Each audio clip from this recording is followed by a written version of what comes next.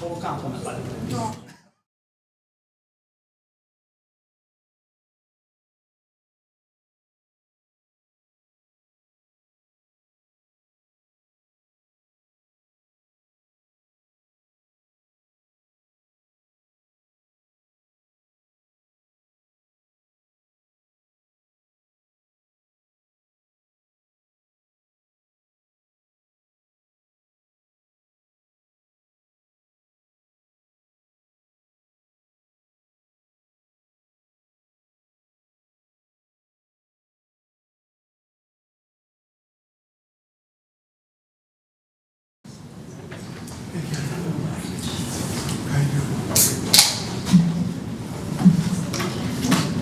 Check 1, 2, test, test.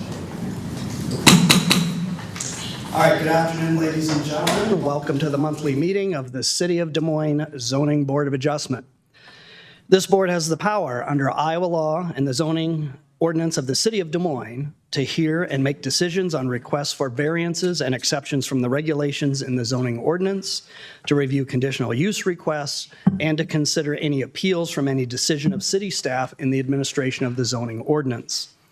The members of this board are citizens of the City of Des Moines. They have been appointed to this board by the City Council. The board members are volunteers and they receive no compensation for their public service.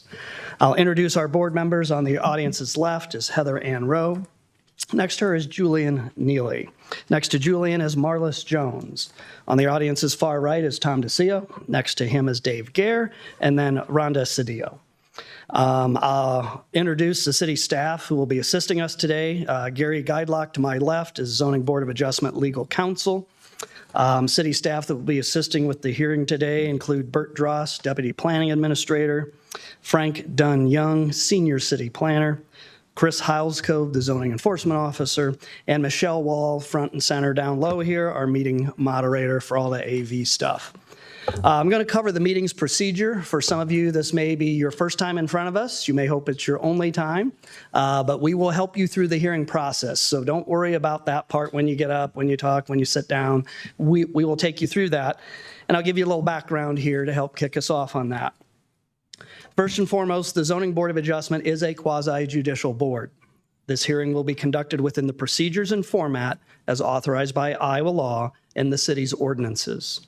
This meeting is open to the public. The meeting is being recorded by both audio and video for a legal record of these proceedings. The board members have each received a copy of the agenda and staff recommendations. And if you don't yet have a copy of those, I believe they're on the table by the back door as you entered here. The board is required to base its decision on each item upon the criteria established by law for the type of relief sought by the applicant. The law applicable to each case has been identified in the written staff report. If the facts, as determined by this board, demonstrates that the criteria established by law for granting the relief has been satisfied, the board must grant the relief. Otherwise, the board must deny the requested relief. Each item will be announced in the order that it appears on the agenda. Items that are listed on the consent portion of the agenda, which is our first section of the agenda, are not planned to be individually discussed. Rather, they will be considered for approval in accordance with the recommendations in the staff report, unless the appellant does not agree to the conditions that have been recommended by staff, or if there's an individual of this audience or a member of the board that requests that the item be removed from the consent agenda so that a full discussion on the matter can occur before a decision is made. And I'll come back to the consent agenda here in just a few minutes. For a regular portion of the agenda, after an item is announced, city staff will first give a brief overview of the appeal and present any written comments that have been received prior to the hearing. Then the applicant or their representative will be allowed up to 10 minutes to present their appeal. We'll then move to the public comment portion of the hearing. Anyone who wishes to speak in support of, in opposition to, or even in neutrality of an appeal will be allowed up to 5 minutes each to present their comments. This will be their one and only opportunity to address the board regarding the item at hand. Once all concerned citizens have spoken on the item, the board will then ask any additional questions of city staff. And lastly, the applicant will be given 3 more minutes for a rebuttal or other closing comments if they so choose. All speakers must only speak from the podium, which is up here to the right. You see a little overhead projector there, and then there's a microphone. Adjust that as you might need to.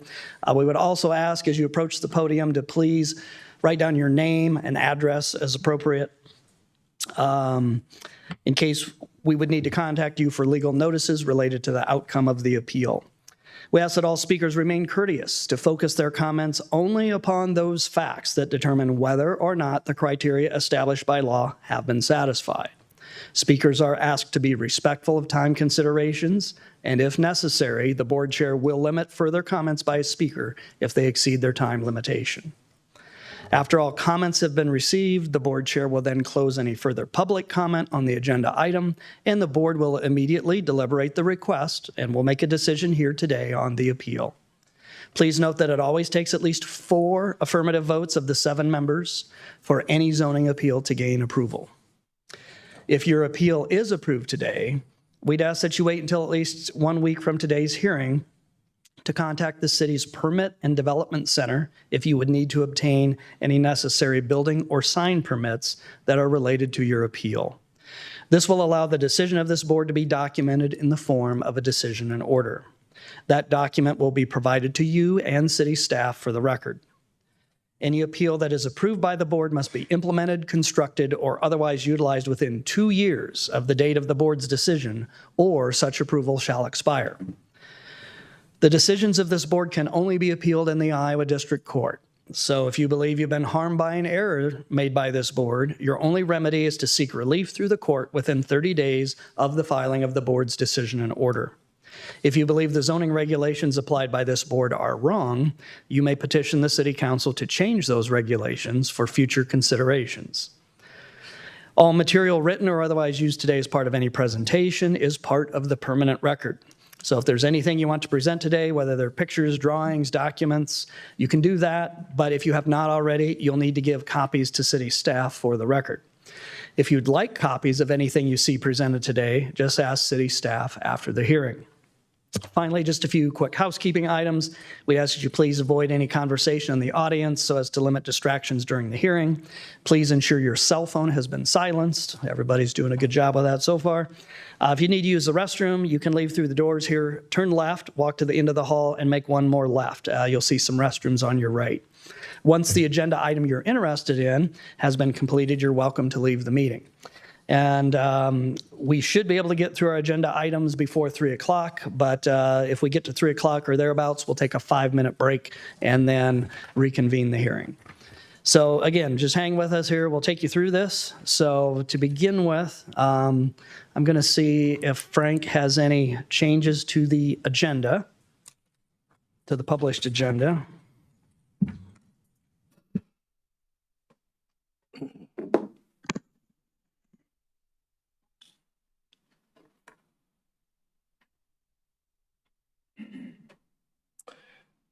Good afternoon, Chair, members of the board. Frank Dunn, planning staff. First, I want to bring our attention to item 6, which pertains to 2466 East Euclid Avenue. This is a strip mall. The tenant was proposing a tobacco store use, which would have required a variance to the separation distance as it is within proximity to a daycare use, as well as a conditional use. All tobacco stores are required to have a conditional use. The applicant did send me a notice yesterday indicating that that they hadn't wanted. They indicated that they don't want the site anymore and will find another location. I asked for written clarification just to confirm that they are withdrawing the application. They have not responded, so I would like to see if the applicant happens to be here today. So for item 6, a variance conditional use request at 2466 East Euclid Avenue, is the applicant, their representative, the owner, the petitioner, are they here today? Just raise your hand if somebody's here to represent them. Apparently not. Okay. So based on the communication, the applicant, I could only assume is withdrawing the request. Yeah, with your conversation and that email, if it's quote withdrawn, do we need to vote on anything?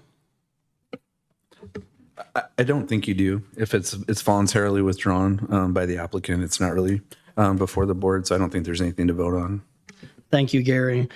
All right, if that's the case, then if the applicant wanted this reconsidered later, they'd have to refile a new application, new fee, new notices, correct? That is correct. Okay. All right, then we'll consider item 6 withdrawn. So if anybody was here with an interest in item 6, we will not be hearing that case. So there'll be no decision on that. So obviously, there's no approval for the request. Any other changes, Frank? There are no other changes proposed. However, I'll hang out here until we get started with the presentations. Great. Okay, I'm going to go over the consent agenda. As I mentioned earlier, the items that staff have on consent agenda, we have 3 of them. I'll just read through them briefly. But the concept here is that based on the requested uses or zoning exceptions, city staff is comfortable with recommending approval of those, subject to some conditions that would go with that. Generally speaking, these aren't overly controversial per se. So with staff recommending those, the board would be voting to approve those in one big block. If somebody has a concern about any one of these, I'll just go through them quick. And then if you do have a concern, we will hear the case separately in its order of appearance. So the first one is a conditional use in the vicinity of 3024 52nd Street for a conditional use for a non-city-owned cemetery. Is there anybody here that would have a concern with us granting approval on item 1? If so, just raise your hand. Okay, seeing none. Item 2 is a conditional use request by the City of Des Moines, the vicinity of 2501 Maury Street for a community center, conversion of an existing building. Is there anybody here that would be opposed to this board granting a conditional use at 2501 Maury Street? Okay, seeing none, then item 3, a zoning exception request related to signage at 4205 Merle Hay Road. Anybody opposed to us granting an exception of 4 feet over the maximum of 8 feet for a proposed sign, 4205 Merle Hay? Any opposition? Okay, seeing none. Board members, if there are no concerns with what's on consent, would there be a motion to approve items 1, 2, 3? Tom? Pull your microphone down, make sure it's on. Sorry, I'm abstaining on item 3. Okay. Okay, I'm a member of the credit union. Okay. All right. Can the record just reflect that if we vote as a block? Is that good enough? Yes. Okay. All right. All right. So we have items 1, 2, and 3 on consent. We'd be voting for all 3. Tom would just be abstaining on item 3. So all those in favor of granting the requested relief on consent, would there be a motion? Sorry. Motion by Rhonda. Second by Marlis. Okay. All in favor, raise your right hand. Say aye. All right. Tom is good for 2 of them. That's an aye. Okay. All right. So 1 and 2 is all 7. Item 3 is 6 of us. Tom has an abstention. Okay. So we'll go to our regular portion of the hearing. So we have a conditional use request at 1000 Cherry Street. Frank is going to give us some background on the request to kick us off. Actually, I'm going to switch into Bert. Bert's going to give us some background. All right, Chair, members of the board, Bert Dross, planning staff for the city. Item number 4, as the chair read, is a conditional use for a tobacco store. The subject property is 1000 Cherry Street, not too far from here. In the DX2 district, a tobacco store requires a conditional use. It's also subject to a 500-foot separation distance from any place of worship, park, school, daycare, or any other tobacco stores. And this site does meet the separation distance requirement. I'd point out that this site is zoned DX2 district, which allows tobacco stores as a conditional use, whereas the DX1 district does not allow tobacco stores. So here's the subject property. It's a 1-story commercial building located at the corner of 10th Street and Cherry Street. The railroad tracks are just across the parking lot to the south from the building. Here's a picture of the 1-story building. It's been there for quite a while. The tobacco store would operate within about 827 square feet of area in the eastern portion of this building, so it would not occupy the entire building. Here are some other photos of the building. This photo is looking southwest down Cherry Street. This is looking straight west from 10th Street.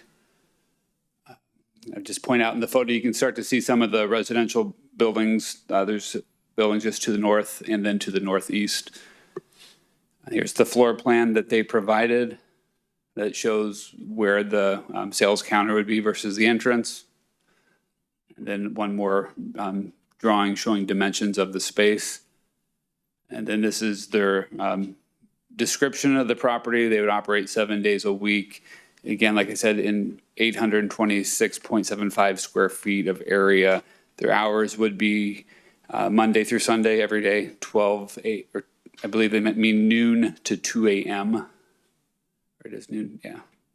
So as I mentioned, in the DX2 district, a tobacco store is a conditional use and subject to the 500-foot separation from any place of worship, park, school, daycare, or other tobacco store. And this site does meet that separation distance requirement. So the conditional use just must be considered against the 9 criteria that are applicable for any conditional use. We feel that if the business operates in accordance with the conditional or with the conditions that staff has recommended, we do believe that it would be appropriate to grant the conditional use. And with all conditional uses, if the zoning officer determines that it becomes a nuisance or violates the conditions in the conditional use, the zoning officer can bring it back to the board for further reconsideration. And I'll share some public comment. We received, we have this email from David Jennings on behalf of the Downtown Des Moines Neighborhood Association. They're in opposition to granting the conditional use. They're concerned with the just the impacts on the intensity of the use.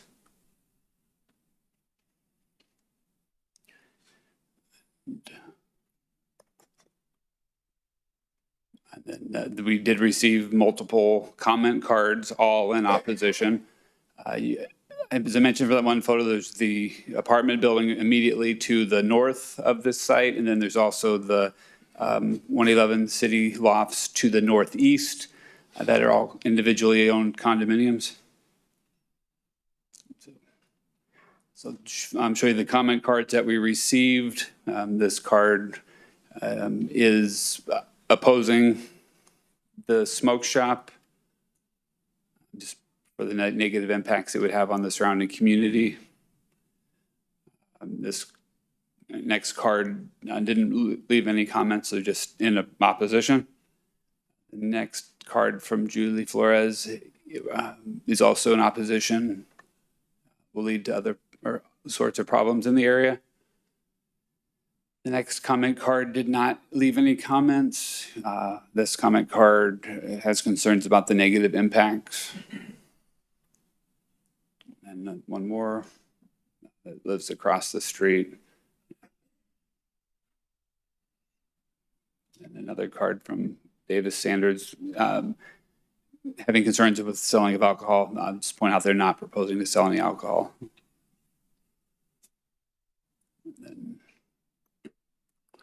another card, this is the apartment building immediately to the north, 54 units, concerned about disturbances.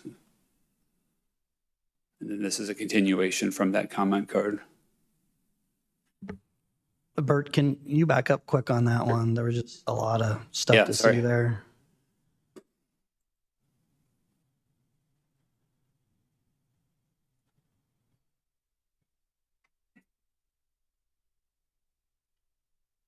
Okay, thank you.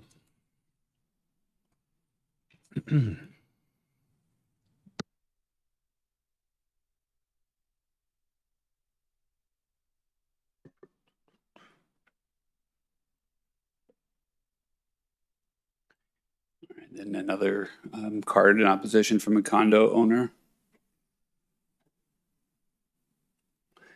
And that concludes my presentation. Were there any questions for me? Questions for Bert?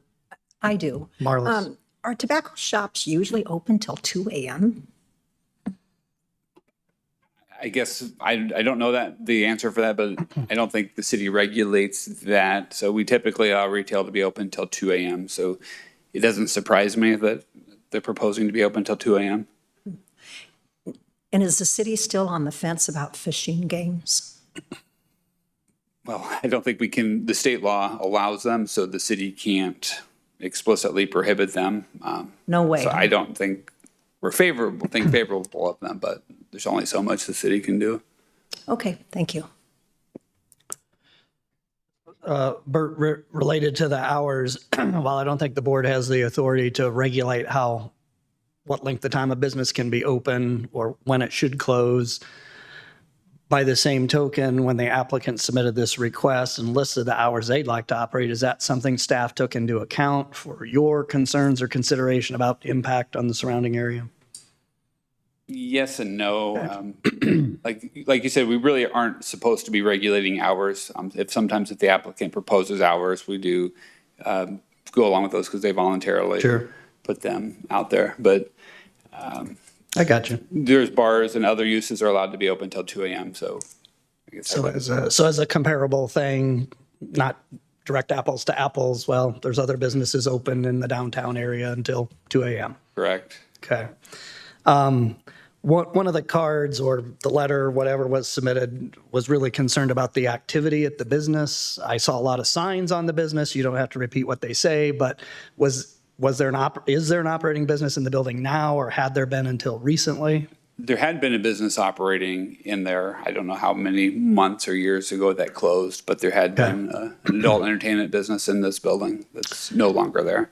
Okay. And to the best of your knowledge, I didn't see anything, but did you have any outstanding police reports or any undue concern about, No, concentration of police issues at this address? no, we didn't. Okay.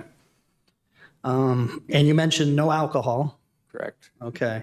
And just as a reminder for myself, with a conditional use request, if we were inclined to follow the staff recommendation and grant this, if we say yes, it's not a permanent thing, right? The conditional use is, well, you can do this, but you have to comply with these conditions.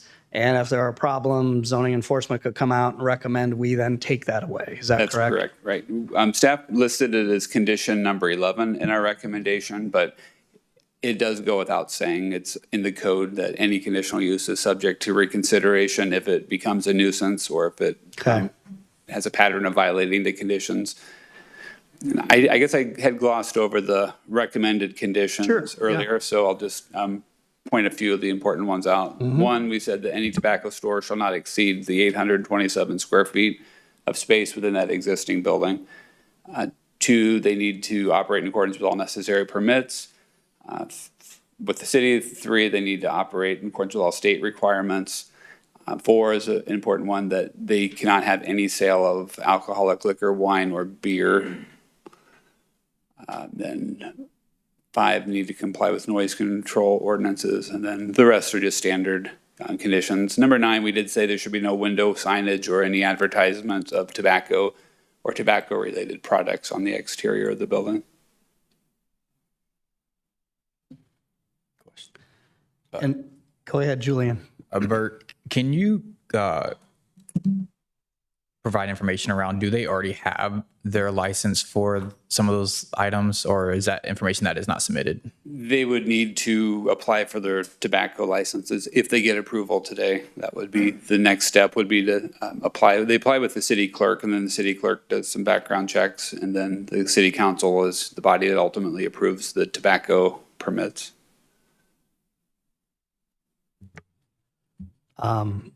Bert, related to that condition 1, the tobacco store use, which the area they're selling the tobacco in, can exceed 827 square feet. That's what they've proposed to be their area. Correct. What percentage of the floor area roughly is that? Is it half? Is it a third? I think it's well under half. I don't know the exact numbers, but it's. So is the assumption they'd have other convenience goods? They could have soda pop, milk, bread? The tobacco store just says they're going to have more than 40% of their sales from tobacco products. So Okay. they could go up to 100% If from they tobacco want. or tobacco-related products. But And maybe we can ask the applicant, but I assume that they would probably also have other things for sale on the floor that are not More than tobacco likely, related, other right. convenience goods. Okay.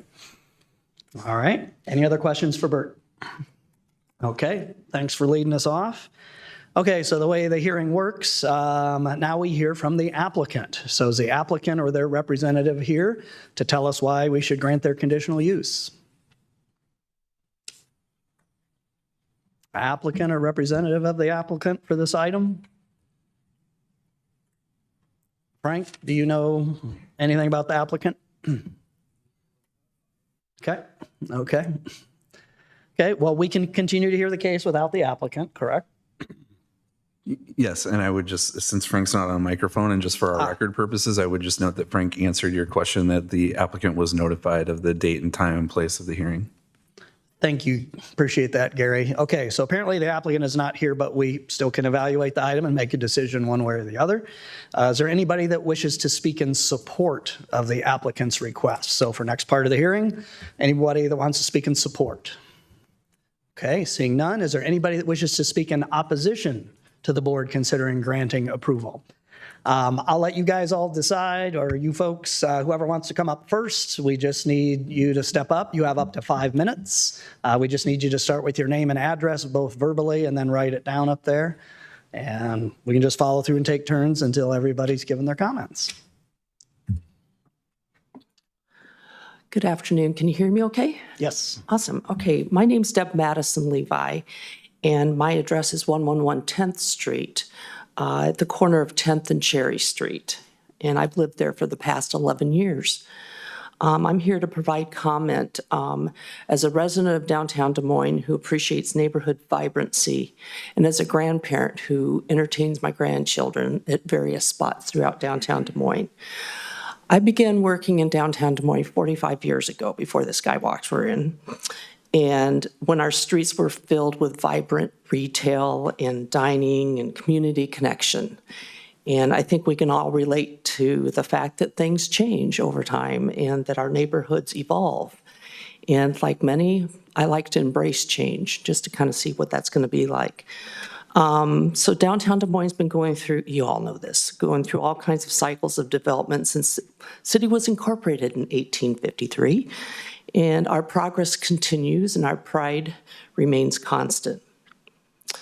Today, the community that I live in still has some of that retail, less dining, mostly business, various public services by the city of Des Moines, homelessness services, and much more. And I'm so grateful for all of that. Please note that I first became aware of this proposed development 2 weeks ago today when I was walking in the afternoon on May 13th. And I saw signage just outside the front door that said smoke shop. And then later in the day, I was pet sitting, so I was walking a lot. And later in the day, with the sign still out there, the front door was open and the lights were on inside. And I was kind of like, well, this is interesting. You know, it just kind of, I was kind of curious as to what it was, but I didn't receive an invitation, so I didn't go in.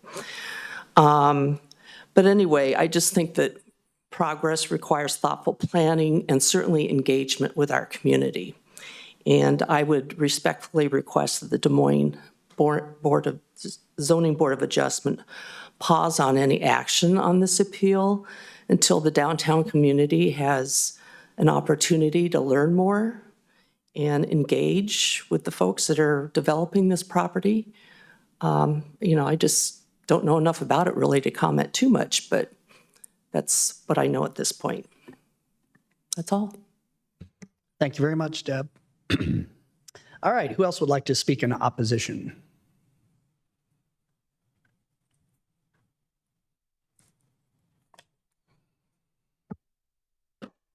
Hi there. I am Jennifer Thiessen.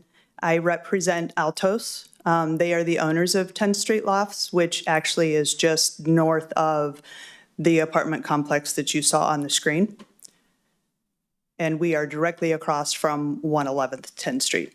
We are in opposition of this business. We've had several issues already. That's our parking lot that you see behind there. We have already had several criminal activities that have happened that in the 5 years I've been in that building were not something that happened on a regular basis. But in the last 4 weeks, we've already had tires slashed, vehicles broken into, and things stolen. We've had tenants that were trying to drive out of the parking lot, and people were standing in the way and wouldn't let them leave.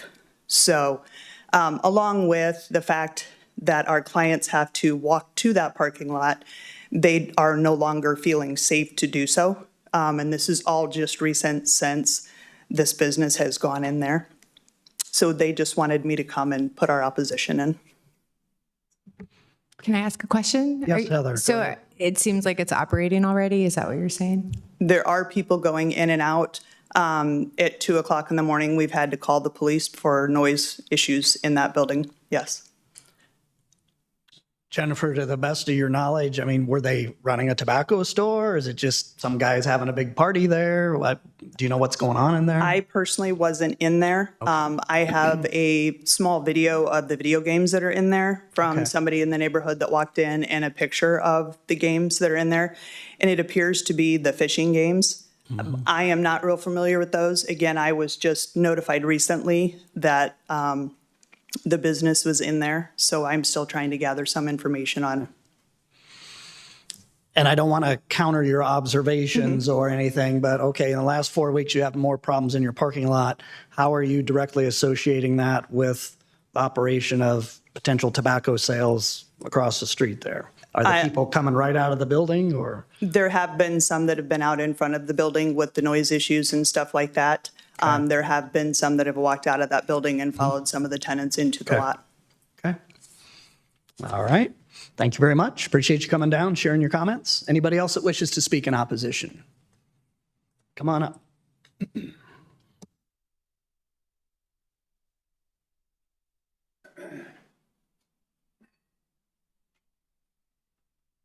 Hello. My name's Darren Harkins. I'm the owner of 1001 Cherry Street, directly across the street from this business. I'm opposed to what they want to do with this business.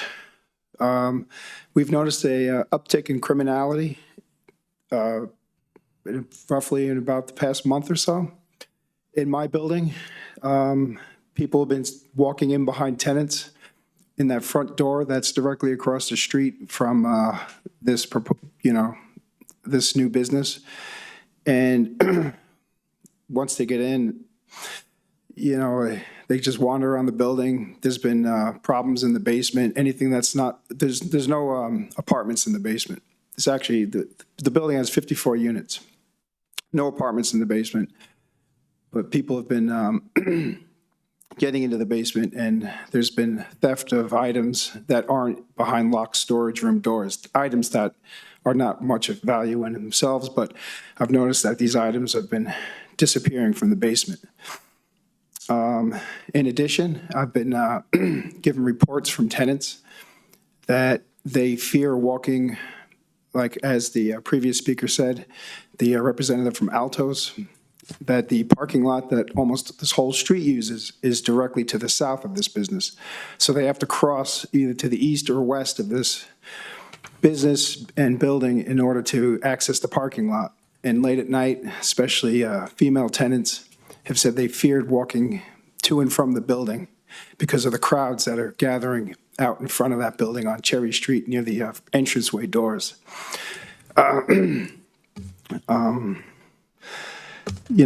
I personally, I went into the business just to take a look around. It was during the day. There wasn't really much going on. It seems to, most activity is occurring late at night, not just the evening, but late at night when I'm not around. And, I didn't see any tobacco sale use, but there was definitely a lot of paraphernalia that looks like those, like marijuana smoking types of stuff, not the sale of marijuana, but items to smoke it with, and various other stuff, snacks with those games. I don't know how this whole fish thing works, but anyway. But just to finish up, I'm just in opposition to this. I think that, as according to your criteria for the board to consider, the health, safety, and general welfare of persons residing or working in adjoining or surrounding properties should be considered. I think that my tenants, all 54 of them, they all live in small studios. It's basically affordable housing, and it's a nice, quiet, clean, well-run building for people to live in peace. And if this business, gets approved, and if it continues to operate the way it has been operating, it's going to be it's not going to go well for my building. It's already tough enough to keep good tenants. And if there's a big uptick in this type of behavior going forward, my good tenants will probably leave. All right. Well, thank you. Derek, would you be willing to answer a couple questions, general ones? Yes, of course. How long have you owned the property there that you have? I've owned this building, 100 on Cherry Street, since October of 2020. Okay, all right. So more than 5 years now. There used to be an operation in this building here that we're looking at now. Was that operating under that past use while you owned the building, your building? Yes, it was an adult bookstore. It was, open, usual, normal business hours, maybe into the early evening. People were in and out of there, but you didn't see the same problems? No, it's like night and day difference. It's a whole different animal now. Okay. And that's why I'm here, because, I have a concern with this. I know that this hearing is limited in scope, but I felt like I still had to come in. No, I'm glad you came down. Yeah. Okay. Any other questions for Derek? Okay. Thank you, sir. Anybody else here to speak in opposition? Okay. Seeing none. Do we have further questions for staff, which I kind of would? Yeah. Chris. So I just want to ask it, and again, I don't want to get into too much supposition here, but some people have alluded to that they're already selling stuff down there. Maybe some things don't need permission, some do. How did this case come to our attention? Yeah, Chair, members of the board, Chris Helsko, Zoning Enforcement Officer. This was initiated by one of our staff, people proactively. There was an application for a tobacco license. We were invited in by the business operator there, and this, in our notification, it does provide this, the Board of Adjustments action as remedy. So this was a notice was sent out. Gotcha. Had you received any complaints about? We haven't, and we're not out there at 2 a.m. in the morning, but we do check in with police department if there's activity there. The operator stated they weren't open. We hadn't seen them during the day, but that doesn't mean they couldn't open after hours. Right. And if they were just doing fishing games or having poker tournaments or something, that's not anything we would be reviewing here, correct? That's correct. Okay. It's just the operating as a tobacco shop. I've got you. Okay. Thank you. Julian. There were references to noise complaints and then police presence at this site within the last month. Can you clarify, are there any reports or records to confirm that? Yeah, we haven't received any in our office. That doesn't mean that maybe there was a disturbance in a parking lot or an adjacent property or even on the right of way. That wouldn't necessarily come to us.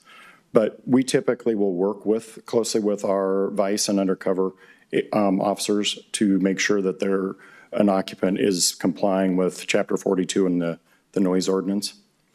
I hadn't received any in our office.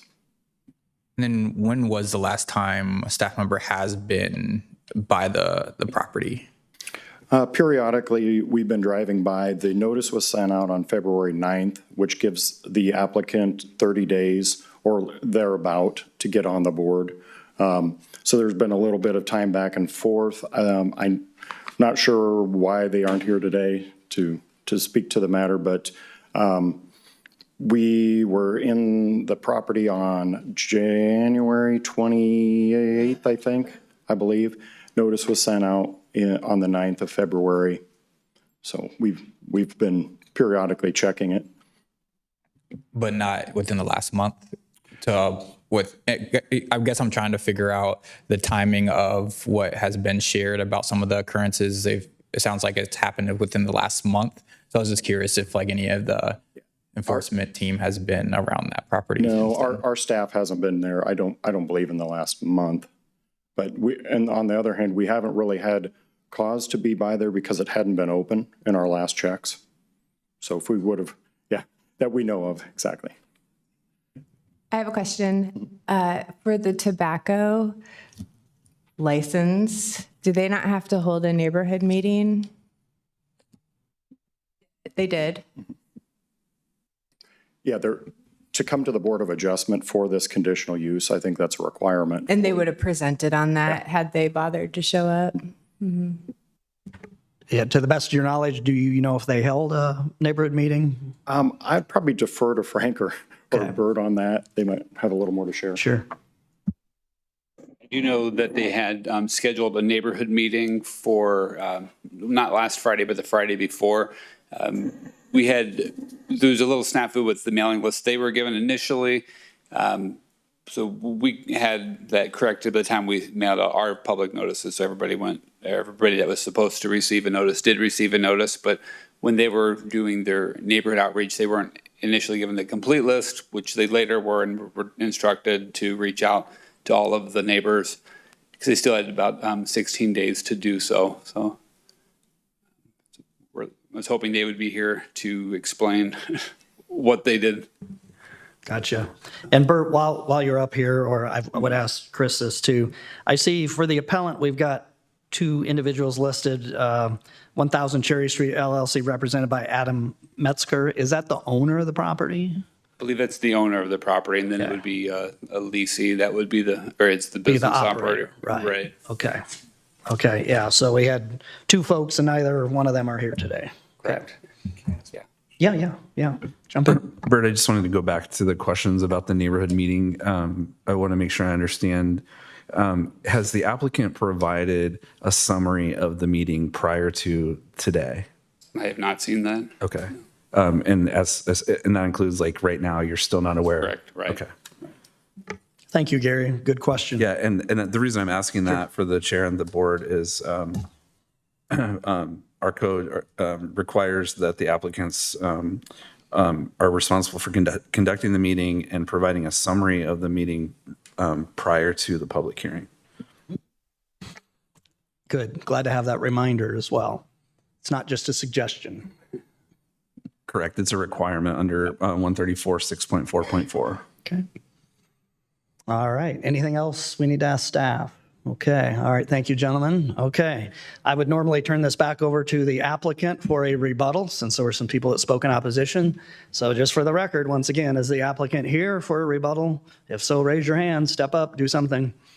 Okay. Seeing nobody is here, we'll close the public portion then and go to board deliberation. All right, colleagues, what do you think? To our attorney's, Go for it. to our attorney's point, so what do we do? Do we need to even talk about this? I think the board is certainly free to talk about it if they want to. My understanding of our code is that the summary, holding the meeting and providing a summary prior to the hearing is a requirement under our code. There's Iowa case law regarding conditional use permits that say that, compliance with the conditions that the applicant has to meet all of the requirements of the conditional use permit and carries the burden of proof on those items.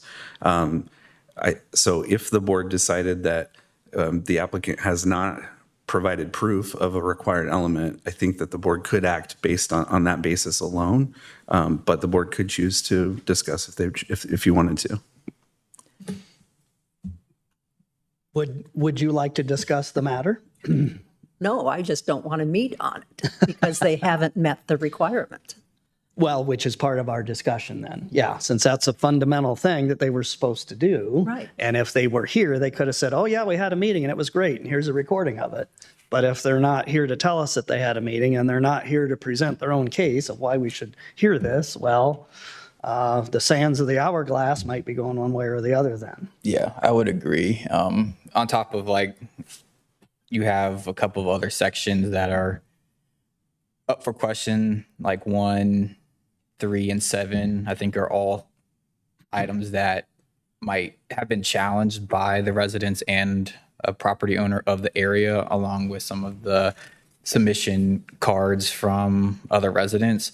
I think those criteria are being challenged based on the safety, things that have been happening, at least the allegations that some activity has been happening. Police has been called, noise complaints, but mainly leaning on the justification that they haven't met the full requirements to necessary for the public hearing. And so leaning on that specific justification, I believe I would move to deny the request. I'll second it.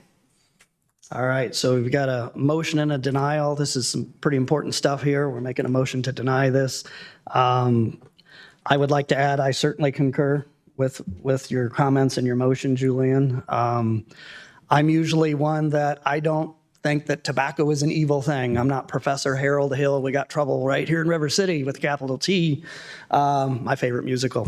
But at the same time, I'd like to see convenience stores downtown. I'd like to see where people who 54 units can walk within 2 blocks and get things that they might need. So I'm usually inclined to go, hey, let's give people a chance to operate a business. But what we have had here today is nobody shows up for the hearing. There's at least 2 individuals between a property owner and a likely tenant leasee. Neither one are here. They didn't bother to contact staff and say, hey, my kid was in a car wreck. I've got the flu. We've had plenty of people that have asked for deferral. We don't have any of that. And then to top that off, I don't run on public opinion, but when I've got a dozen red cards here, some of which gave very detailed information, and then 3 people here who have made direct observations, again, the sands in that hourglass are running out for me as well here. But I think we have to have enough on the record. Certainly, as Julian said, they haven't met that initial requirement to be considered. I don't think that deferring this would get us down the line. Applicant may need to go and just re-look at their business model and sit down with staff and probably their neighbors and figure out what they want to do there. Any other comments before we vote?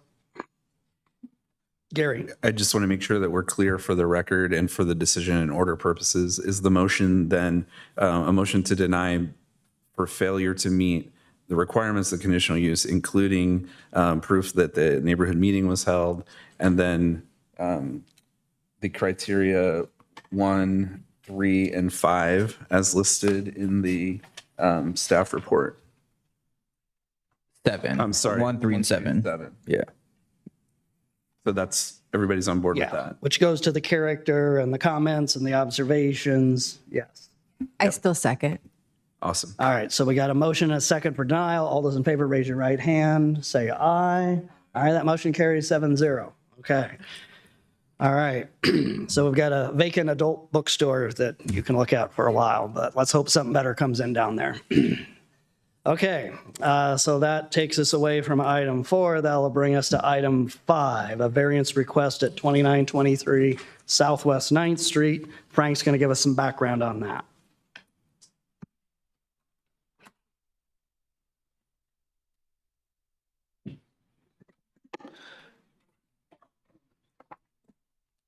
Good afternoon. Good afternoon, Chair, members of the board. Item 5 pertains to 2923 Southwest 9th Street.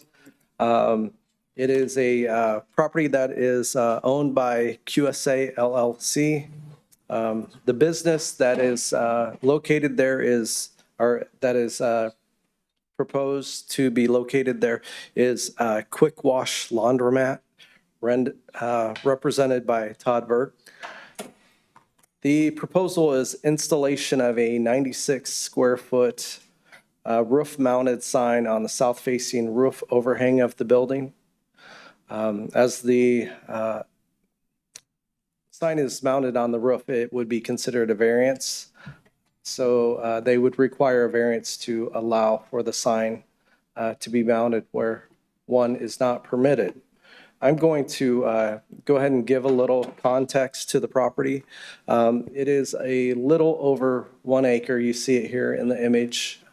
There is a building that is approximately 4,193 square feet.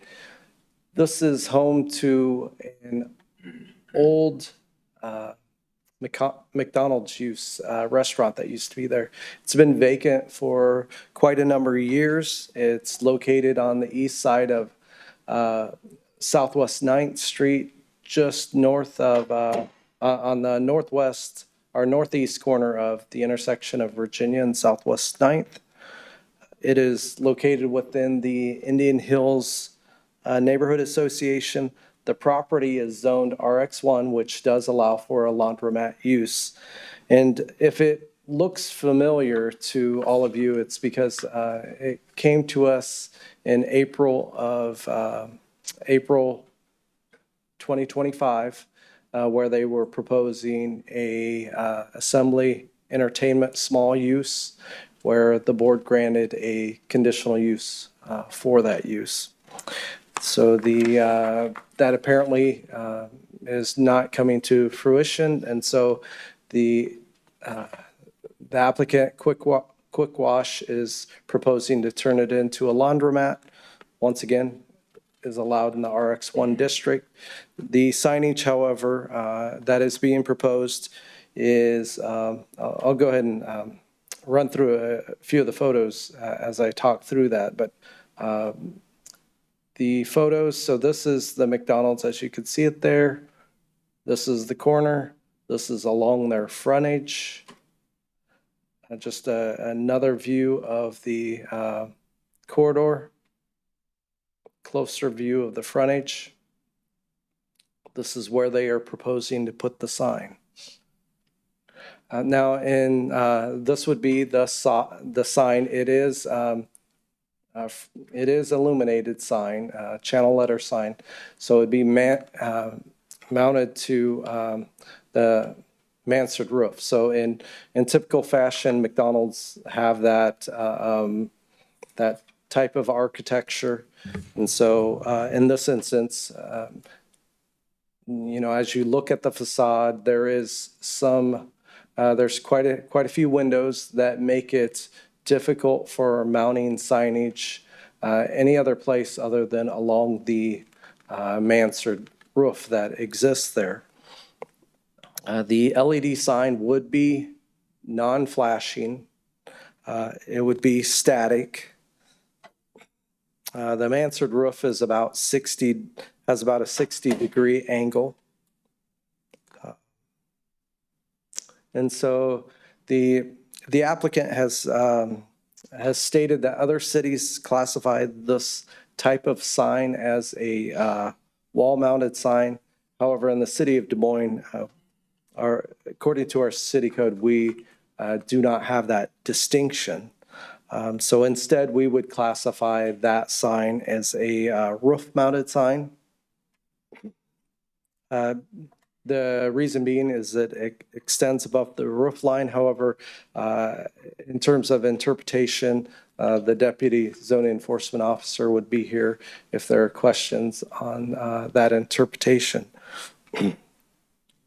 Other than being mounted where it is, the sign would comply with all other requirements.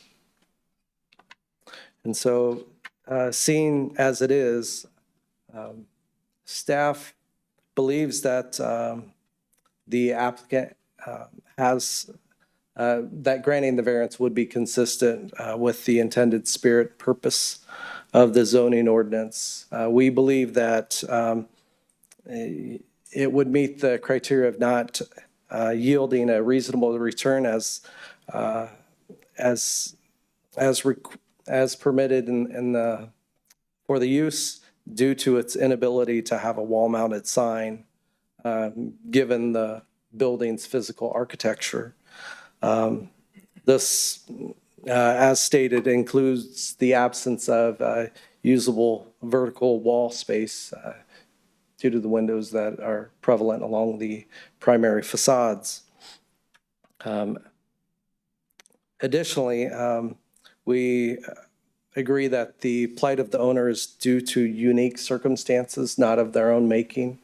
Once again, the sign or the mansard roof was typical of the McDonald's prototype. They often had the golden arches, so they had pole signage and other types of signs that were prevalent. So this user is dealing with the situation out of their own making. And as such, we believe that the mounted sign would not alter the essential character of the area. And so staff is recommending approval subject to the conditions stated here, that the sign shall be in accordance with the character elevations and shall have a signage area not to exceed what they proposed. Additionally, they would be required to pull permits and have a licensed sign contractor install the signage. Now, we did send out notice to property owners within 250 feet. We received one comment card back, and in this comment card, the applicant is opposed, and they said their comments will bring too many homeless and bad people. And that is my presentation. What questions do you have for staff? Questions for Frank from the board?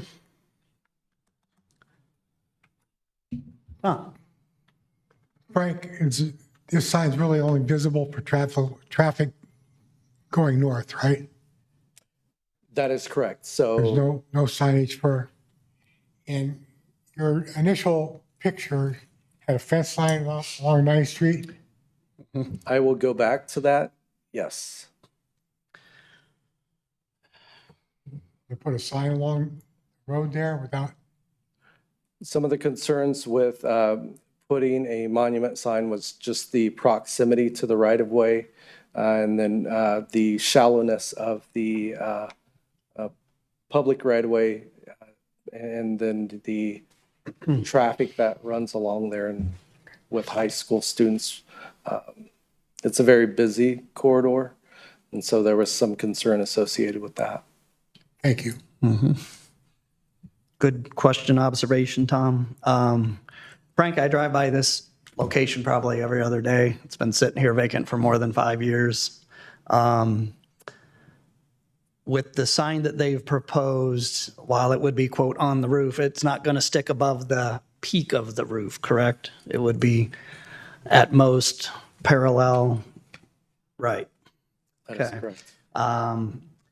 And you mentioned LED channel letters. I need some help understanding that.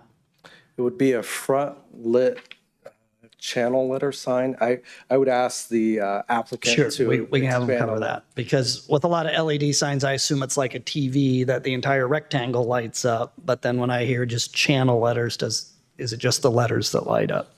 That would be my understanding, Okay. but I'll let them speak to that. Sure, I got you.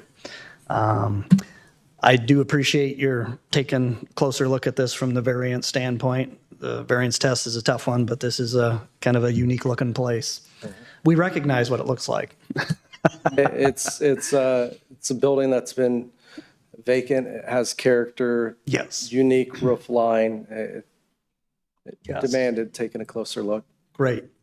All right. Anything else for Frank? All right. Thank you, sir. All right. Applicant or representative of the applicant. We'd just like to hear about your case.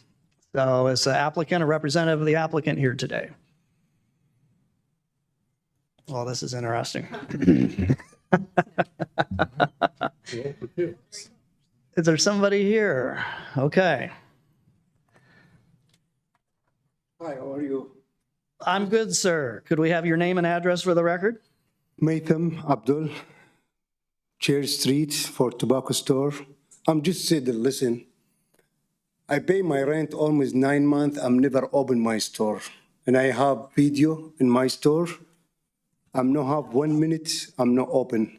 Okay, sir, I'm sorry. we've already heard that Yeah, yeah. case. And Just we're I want to done. talk 1 minute. No problem. Well, I'm not it license. As a courtesy, I'll give you 60 seconds, and that's all I'm going to give to Yeah, you. because the lady, she's talk for my neighbor. My neighbor, he have fish machine and food. So she's tell you in the tobacco store. This the building, you have 2 store, no 1 store. So everybody talk for next store, not for my store. I'm just sit there, listen. If you want right now, everybody come in my store, I'm never I have fish machine. I open my store almost 9 months. And I have camera, I open my store. All right, sir, you had an opportunity to speak. I asked multiple times for the applicant or representative of the applicant to speak. No, and you because did I not. see everybody that see in the camera 2 store. Nobody talk in this 2 store, no 1 store. Sir, we are done with that item. We're moving on to another item. So I'm not going to hear any more comments. You can talk to staff about the future of your establishment and meeting our city requirements. Thank you, thank you. It's 2 store, no 1 store. Okay, back to item 5.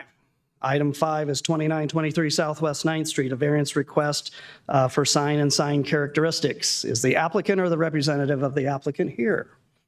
All right, seeing that they are not, or perhaps they don't want to identify themselves, we've heard from city staff. Is there anybody in the audience that wishes to speak in support of the applicant's request? Seeing none, is there anybody that wishes to speak in opposition to the applicant's request? Do we have any further questions for staff?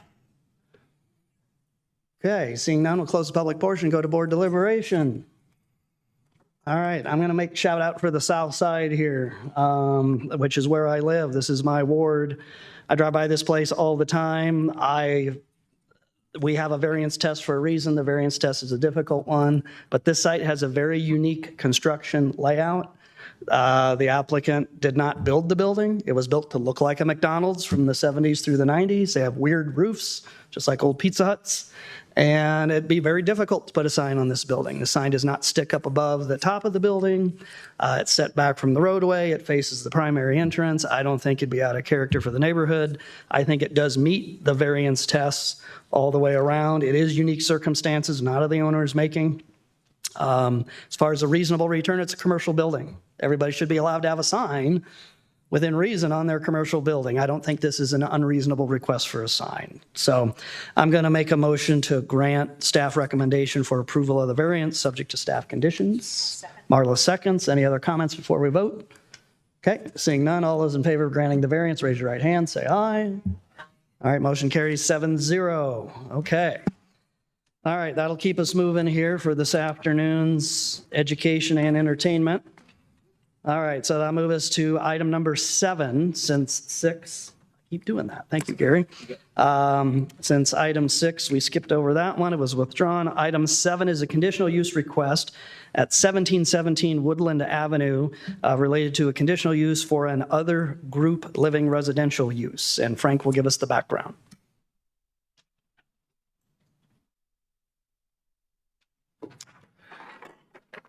Good afternoon, Chair, members of the board, Frank Dunn, planning staff. Item 7 is located at 1717 Woodland Avenue. The title holder of the property is Beacon of Life, represented by Amy Landergan. The proposal is construction of an 875 square foot addition to an existing group living residence. The existing building is approximately 6,858 square feet. The proposal is to expand their accessible services. And so as this is an other group living residential use, it is allowed in an annex to a neighborhood district subject to being granted a conditional use by the Board of Adjustment. I'm going to go ahead and give a little context to the property. The property is located here in the corner, north of Woodland Avenue on the east side of 18th Street. And so the Beacon of Life has been located in this area since the 80s. And so it it's been there a while. The property is located are surrounded by one household and multi-household dwellings. It's located in the Sherman Hill Local Historic District, and I'll talk about that in just a moment. I'm going to go ahead and move through some of the items that the applicant had provided with their application. And so what you see here is the building itself. You see what is existing. The red is to the rear, and it would be located along the alley side. And you see more of it here. So existing space, addition located there. Along with providing the addition, they do plan on making some other upgrades to the premises. It would include upgrades to the bathrooms, the restrooms, as well as upgrades or updates to elements of the fire sprinkler system as well. Here are some more images. You can see the addition to the rear. And you can see somewhat the layout that is proposed. And I went out to the site. This is facing northeast.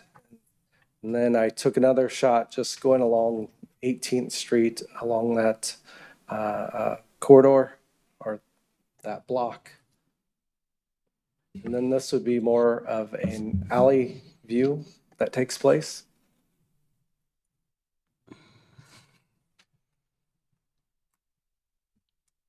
So I'll back up to right there. Currently, they have 9 residential rooms. This would add 2 ADA residential rooms, so it would give it a total of 11 residential rooms. The property itself was reviewed by the Sherman Hill Historic Preservation Commission, and they review the architectural elements of the property. And this proposal was granted a certificate of appropriateness, which means that they've met the criteria as laid out by the Historic Preservation Commission. That occurred May 20th, so recently. Additionally, we send out notices to all property owners within 250 feet. That occurred on May 12th.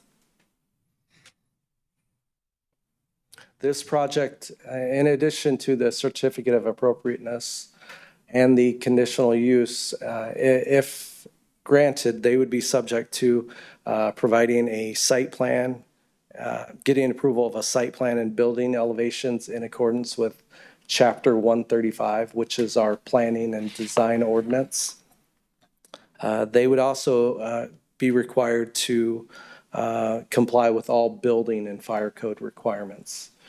With that, the necessary permits would need to be issued for them to begin their construction. And then with all conditional uses, they are subject to coming back to the Board of Adjustment for reconsideration should the zoning enforcement officer make a determination that they aren't meeting any conditions of approval or in some way are becoming a nuisance.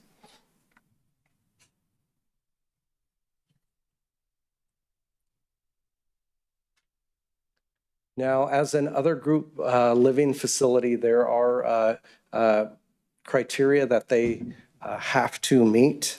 And so those criteria for other group living entail that they have adequate access to public transportation, that the board has the ability to reconsider the conditional use, and that they have 80 square feet of usable space per bed in each bedroom, and that there is 1 lavatory per 10 residents, and it must contain space for dining and recreational areas as well. And so staff has found that the use is consistent with the intended spirit and purpose of the zoning ordinance. We believe that they satisfied the criteria for granting a conditional use.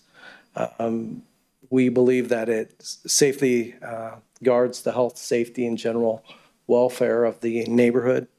It's within character, and it is near public transit and close proximity to commercial businesses.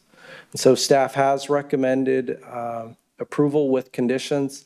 I do want to highlight a correction in the first recommended condition, and that states the other group living is residential use shall have a maximum of 11 residents. That was intended to be 11 residential rooms. And so the rest of the criteria would apply. That is the only correction that I have on those conditions. And I will move to 8 and 9. And I paraphrased 8 through 4 earlier, or 5. And so we sent out those notices. We did receive positive feedback. And I'll zoom into these a little bit. It might be a little bit harder to see. And so this individual acknowledges their role in the community and believes that the Beacon has had a strong willingness to respond to neighborhood feedback, and they are supportive of the use.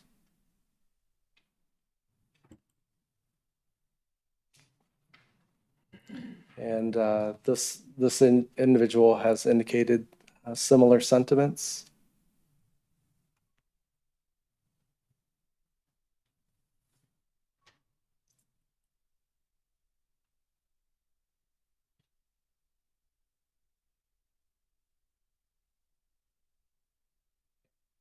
Here are some similar comments. As residents raising our family in this neighborhood, we care deeply about the continued strength, safety, and long-term health of Sherman Hill. And they believe that this organization plays a role in that, along with their additional comments.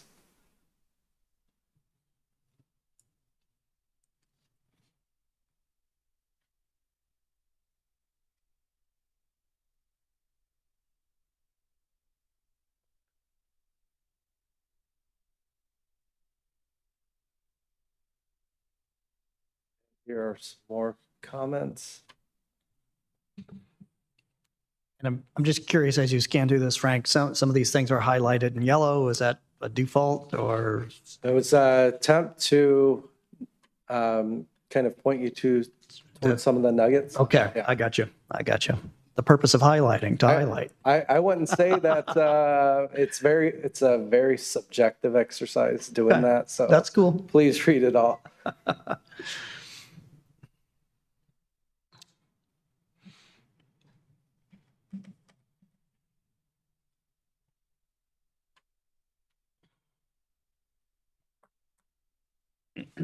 So here's another applicant or another person making comment.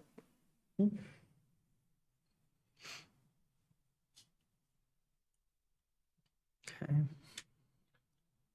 I would say that this was more from a resident's perspective and the Yep. positive impacts. All right.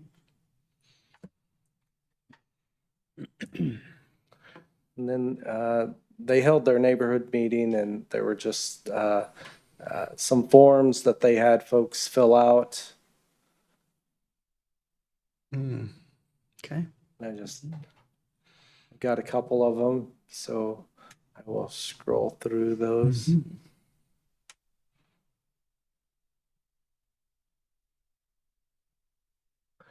And that is my presentation. What questions do you have for me? Questions for Frank?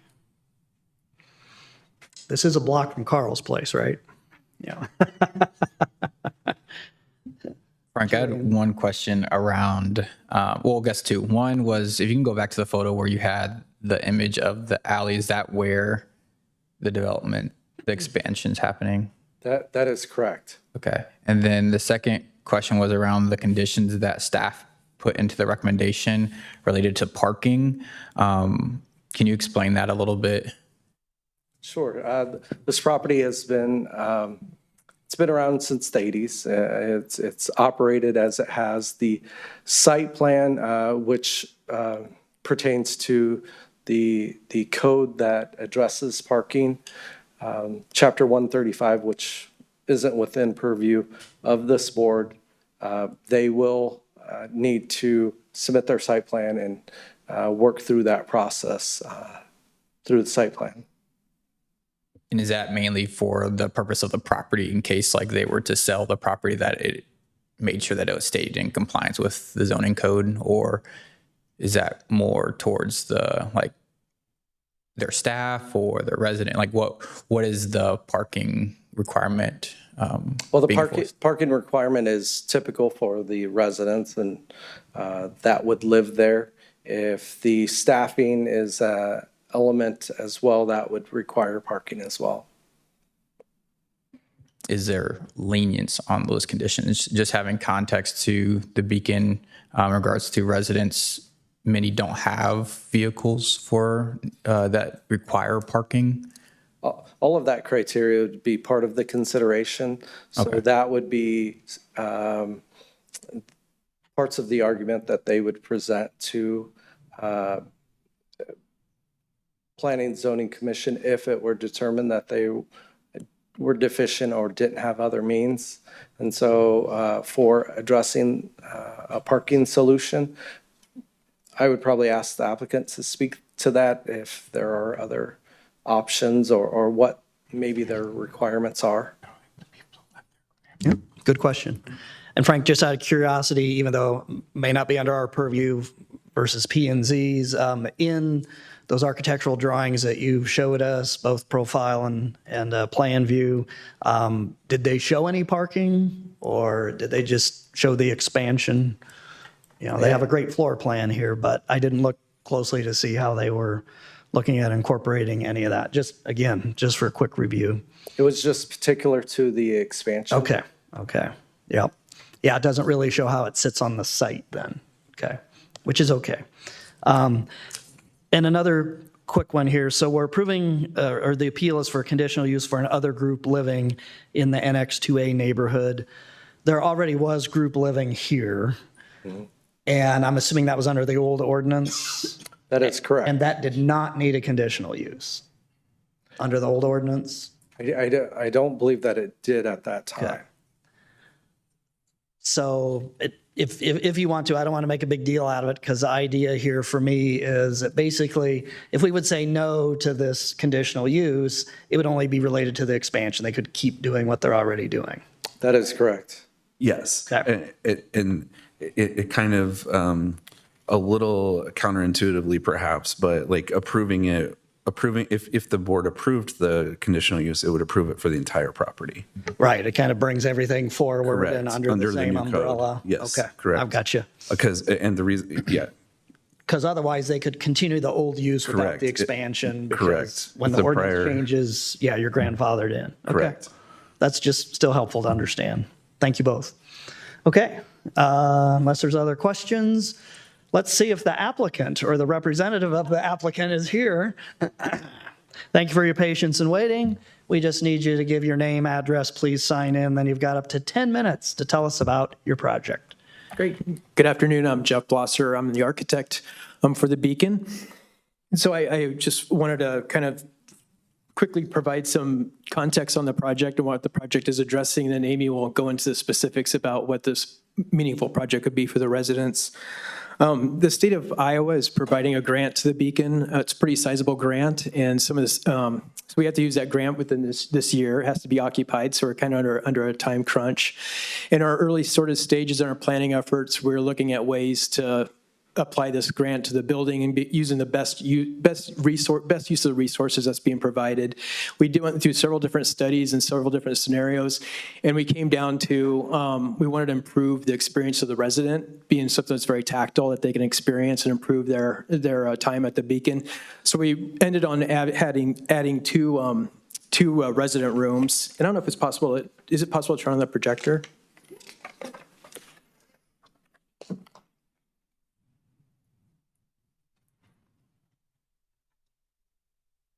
Thank you.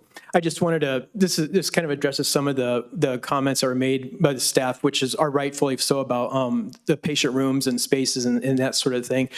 So we want to appropriately size some ADA resident rooms. That's a really high demand sort of element in the facility. So we opted to size 2 ADA rooms to the east of the property. At the same time, that would address some of the concerns about the trash enclosure, and there's a shed, and just kind of potentially cleaning up the experience along the alley side.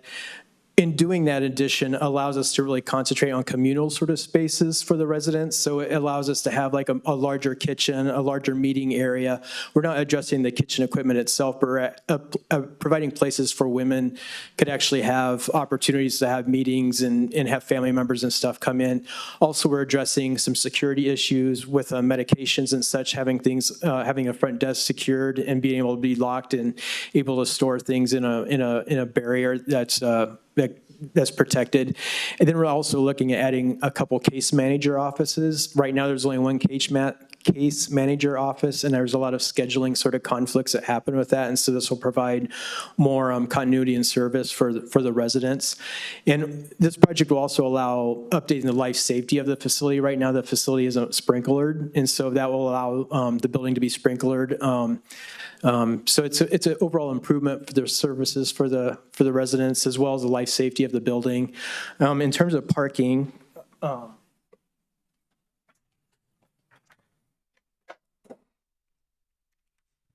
these were drawings that we shared at the Historic Preservation Commission last week. So there is one parking stall at the front, and it's this location here. And so that fits one car, and right now that fits the needs for the facility because none of the residents have access to cars or drive. So we're not looking to add any parking spaces to the property or take away any parking spaces to the property. And just in terms of context, I don't want to be eating into Amy's times. So this is what shared at the historical preservation meeting. So we're trying to keep the building very minimal. Right now it seems very hidden, I think, in the neighborhood. And so we're still trying to keep that sort of architecture where it doesn't bring a lot of attention to itself. Some of the feedback from the commission is that they don't necessarily have to do the mansard roof on it, which I thought was kind of a positive comment. So we're excited about that sort of change. But that's kind of the scope of the project in terms of the architectural sort of character and nature of the project. I'll let Amy kind of talk about the services and the residents that occupy the space. Thanks. Thank you. Amy Landrigan. I serve as the CEO for the Beacon. That's our business title, DBA, the Beacon. But so one thing I wanted to share is that we do have 2 residents that have applied to get their licenses. They have to apply to get a license. And part of that is so that we make sure they have insurance, we make sure they've had a driving test, all those things. When that happens, when you go back to the parking zoning, there's still only 3 staff members on site at a time, sometimes 4. And then again, if we do have residents that park, we only allow 2 at a time to have a car. But as Julian had shared, most of our residents do not have vehicles. When they come to us, they come out of trauma. That's what we specialize in, is helping women recover from trauma. They're with us from 6 months to 2 years. In our program, we work with them to learn how to cook, how to clean, how to bathe. Everyone is required to get a job. We work with them to where 100% of our graduates from the Beacon transition to permanent housing. 100% of our graduates leave with stable income built while they were with us. 100% graduate with health insurance, primary care provider, and OBGYN, many of which have never had a primary care doctor since the age of 18. 100% leave with a bank account, a financial plan, and at least $600 in their savings, along with a credit history and improved credit score. 85% of our graduates avoid any further drug use, any further incarceration, or any incarceration or drug use at all, and 85% remain stably housed. Our program works. It's been working since the 80s. We continue to work with our graduates. They stay with us. We have a graduate program that we provide. Really, all we're asking is 2 more rooms. Right now, our wait list is, last week it was 608. That's how many people need housing, this type of housing that specializes in trauma recovery. We were the first NAR certified National Alliance of Recovery Residency certified residency in the state of Iowa. We are a leader in that. We've been certified to train other residencies on how to run this type of service. That's why one of the reasons we received this grant from the state of Iowa. This grant will not only help us with this expansion, but also further expansions. By continuing to have a positive relationship with the state, we can work to improve the building in more ways, continuing to keep up with the neighborhood and make sure we continue to be a good neighbor. One of the letters of support we received is from Tony, who owns a Pasto across the street. He is our neighbor that sees more action than anybody else, because normally when they're open for business is when we have recovery meetings and therapists on site. So that's where you might see someone loading and unloading. We've talked multiple times recently that one of the pictures you saw was the mulch that was delivered yesterday, so you were by very quickly. We got a donation of mulch, and so I let Tony know, hey, we've got a big group of mulch that's not in the alleyway, and the women are going to volunteer to put that out in the garden, because that's also part of their living requirement with us, is doing chores, doing community service, being a part of the garden, working with volunteers, making sure they're good neighbors. If they bother the neighborhood and we're made aware of it, they're held accountable to that. And if it continues, they're asked to leave. We take being a good neighbor as a huge part of our program, and that's why landlords like our women living with them after they graduate our program. I want to leave time for questions, but yeah, I love what we do. Thanks for having us. All right, thanks, Amy. Yeah. All right, questions for the applicant? Okay. So just 2 more rooms versus what you got now. That's what this is about. And they're ADA rooms. We've specifically had one woman last year who was in Mitchellville prison. She was supposed to be there for 5 months for being in a situation where drugs were there. Often women are trafficked and they use drugs. When they age out, they're sent to the street with an addiction, and then they get picked up. And so she could not leave Mitchellville. She was there for almost 7 years because she was wheelchair bound, and they had trouble placing her. When we found out that was an issue, we started talking to judges and lawyers and parole officers trying to understand what's going on. And just the use of 2 more ADA beds would be huge. And that's all we can fit also. But that addition would be huge for them. Also every other room, there's a mentor. So they learn leadership. They work as a team. So 4 women live in a room. The only 2 rooms that have not had that are our ADA rooms. They're kind of alone. They're secluded. There's also not laundry in their room. This allows them to have the same experience as our other women and therefore have the same results as the other women in our program. So it's also part of this, having 4 women living together, and again, allowing them to do their laundry and to be more self-sufficient. And the kitchen expansion, which is also a little part of this, is huge because kids do not live with their mothers while they're here, but 85% of our women are working to get custody or to live with their children again. And so kids visit 8 to 8 every day. And right now, there's not enough room for all the women to have dinner at the same time, much less with kids.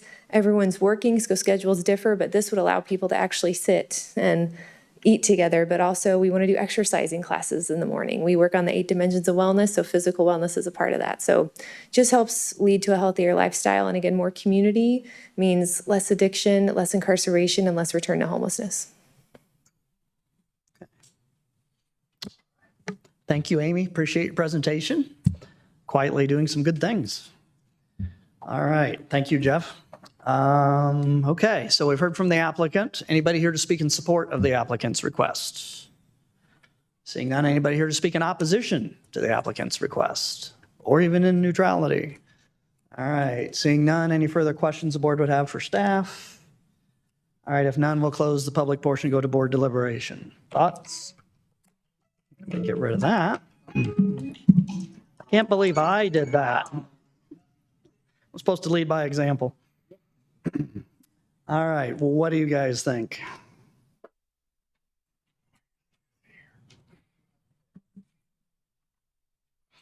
Okay. Based on the conditional use, the staff recommendation is approval, that they don't think it'll negatively impact the character of the neighborhood, surrounding area, et cetera, by operation, the way it looks, the way it operates. What do you think? I move to approve the staff Okay. recommendation. Yeah, I think everything looks in order. I would second that. Okay. Motion by Julian, second by Heather. All those in favor of granting the conditional use subject to staff recommendation, raise your right hand, say aye. All right, motion carries 7-0. Okay, so we're approved there. So again, when we give an approval or even a denial, give us about a week. We'll put that together in a decision in order. So then if you need to apply for building permits, you've got our approval. Thanks for coming in and for your patience and waiting. Okay, item 8 is also a conditional use request at 529 48th Street. And we're going to have Bert lead us off with some background. All right, Chair, members of the board, Bert Dross, planning staff. The item, as Mel just said, is another conditional use for a group living.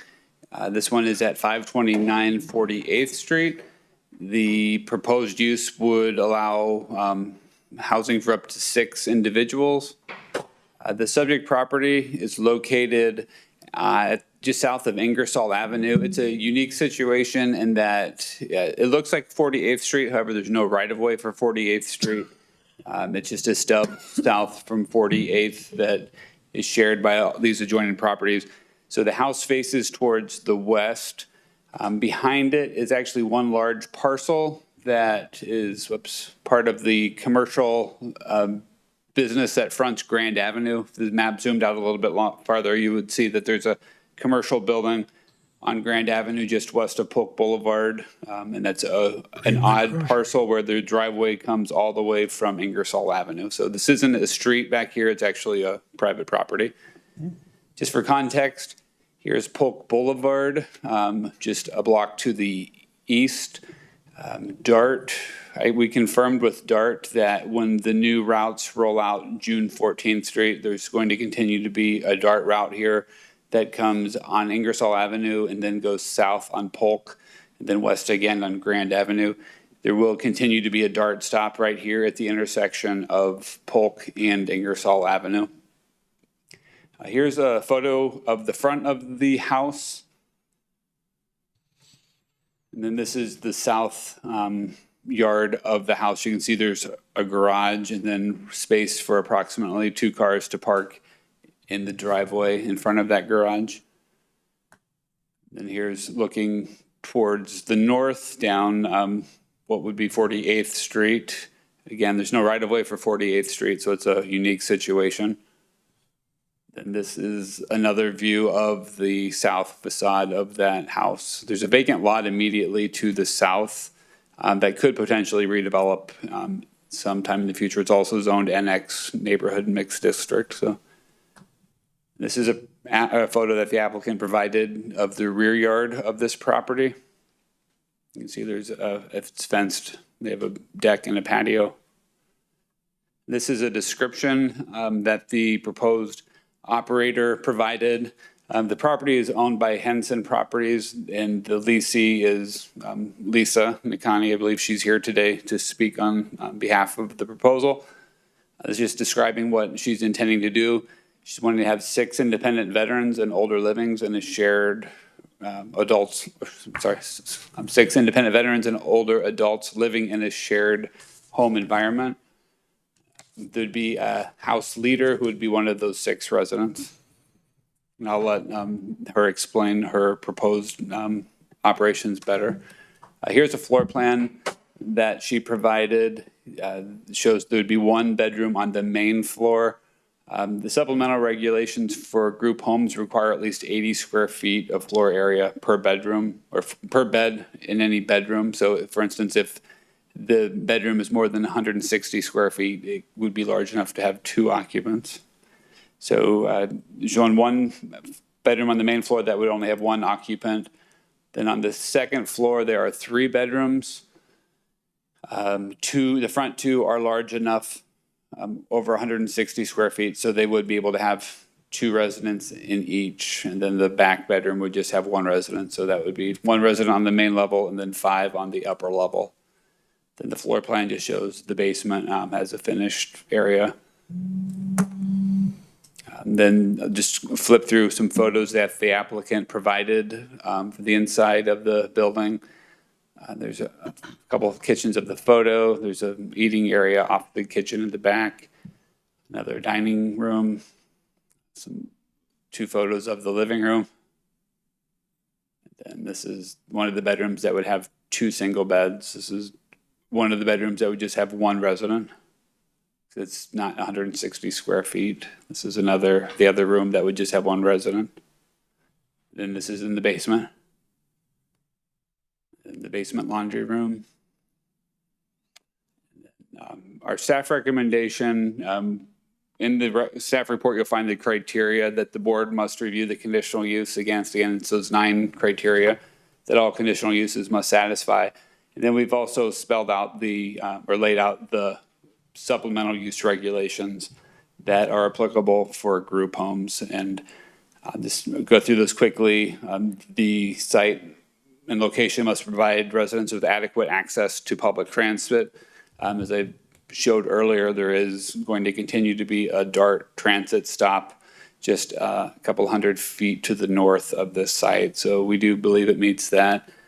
The second one's important, that the use would be subject to reconsideration by the board if the neighborhood services department or the zoning officer determines that the facility has become detrimental to the neighborhood.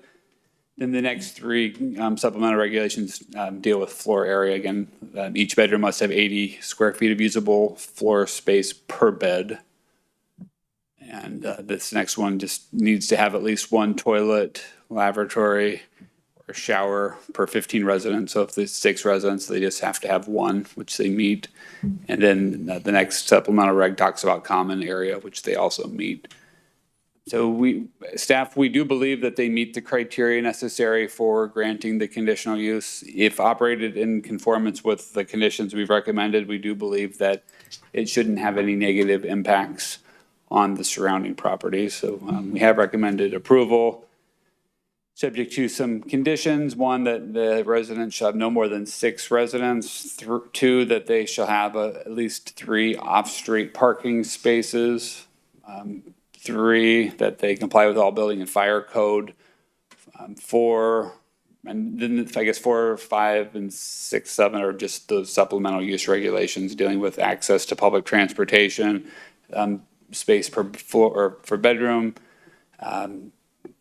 bathroom requirements, and then the common living area requirements. And then the last condition recommended is just to put this out in writing, that it's subject to reconsideration anytime the zoning officer determines it becomes a nuisance or becomes detrimental to the surrounding neighborhood or violates the conditions set forth in the conditional use.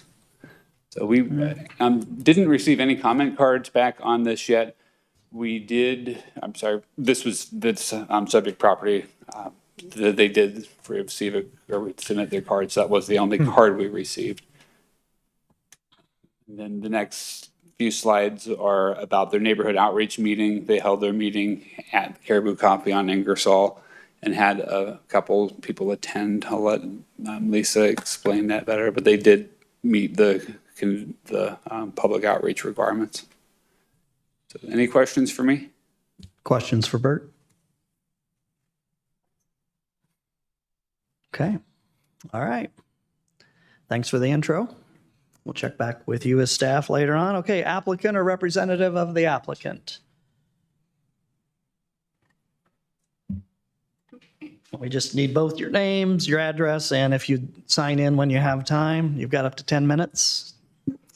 Hi, I'm Lene Marty Henson. I actually live in West Des Moines. Sorry about that. But I've owned this property since 2015. It is a rental. It's been a rental single-family property since then. So it's met all those, approvals and revisits. And I was in the process of re-renting it when Lisa approached me with this proposal, and I personally thought it was a wonderful use for this property. It is, as you can see, as you may know, in a very rental area, so it kind of fits, although it's a very nice single-family home. And I will let Lisa, I sent the one positive card back as the owner, so Okay. I'll let her explain more.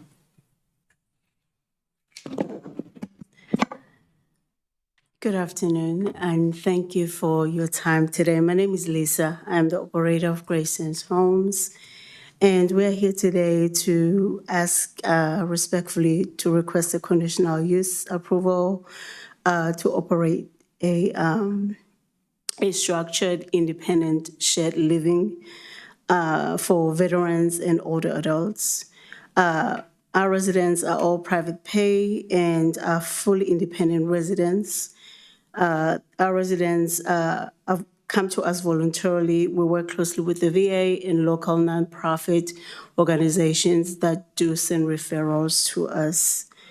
As our residents can stay with us for as long as they wish, as this could be their forever home.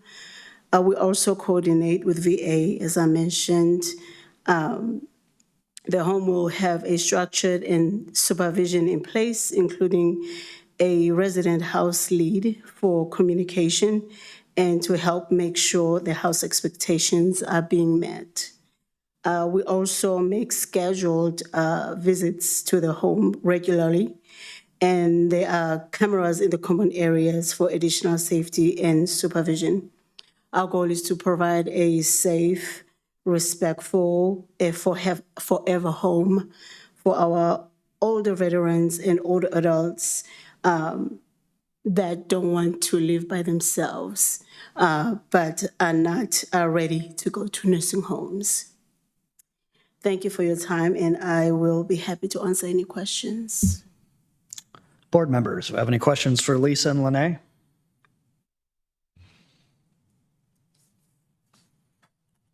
Go ahead, Julian. Another question around parking. Within the conditions stated by the staff, number 2, for a minimum of 3 off-street parking spaces, are you able to accommodate that with how it's currently structured, or will that require some updates? So is the owner, there's actually room in the garage and then 2 extra spaces in the driveway. And Lisa can explain that. And our residents, only 2 have cars. Majority of our residents don't have cars. They, even for transportation, if they have doctor's appointments, we just call non-medical transportation for them because their insurances do cover that. So most of them, none of them have cars. In this particular group that we have, only 2 have cars, but the rest of them use the non-medical transportation for any doctor's appointments. So Lisa, just a question related to that. You know, you're talking about residents. I mean, do you have people in the building, in the house now at this location? So you have some other locations you manage, or? We're looking into other locations, but we do have a wait list of up to about 45 currently. So before we actually opened, in the past, we did operate. That's when we did find out that we cannot freely operate in any area of Des Moines.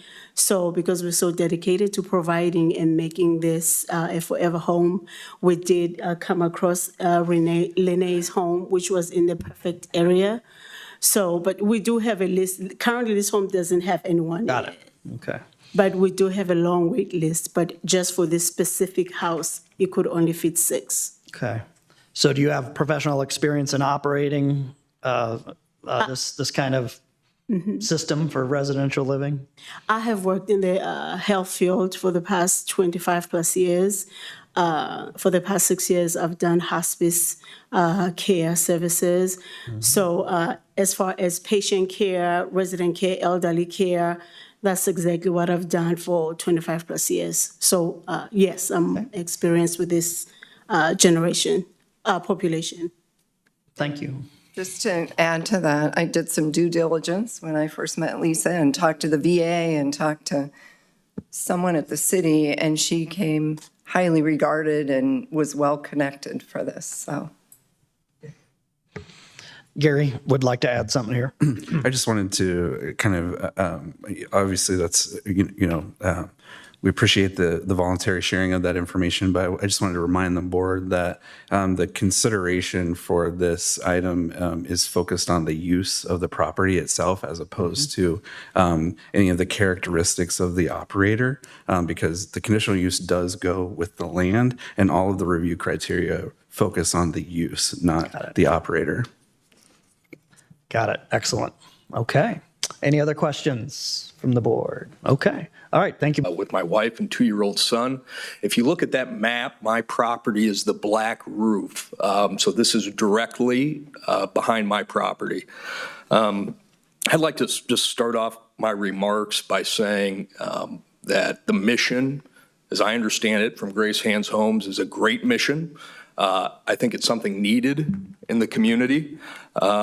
But all good missions require a workable plan. And a workable plan requires an operator with the tools and track record to execute it. In this unique instance, it fails both of those requirements.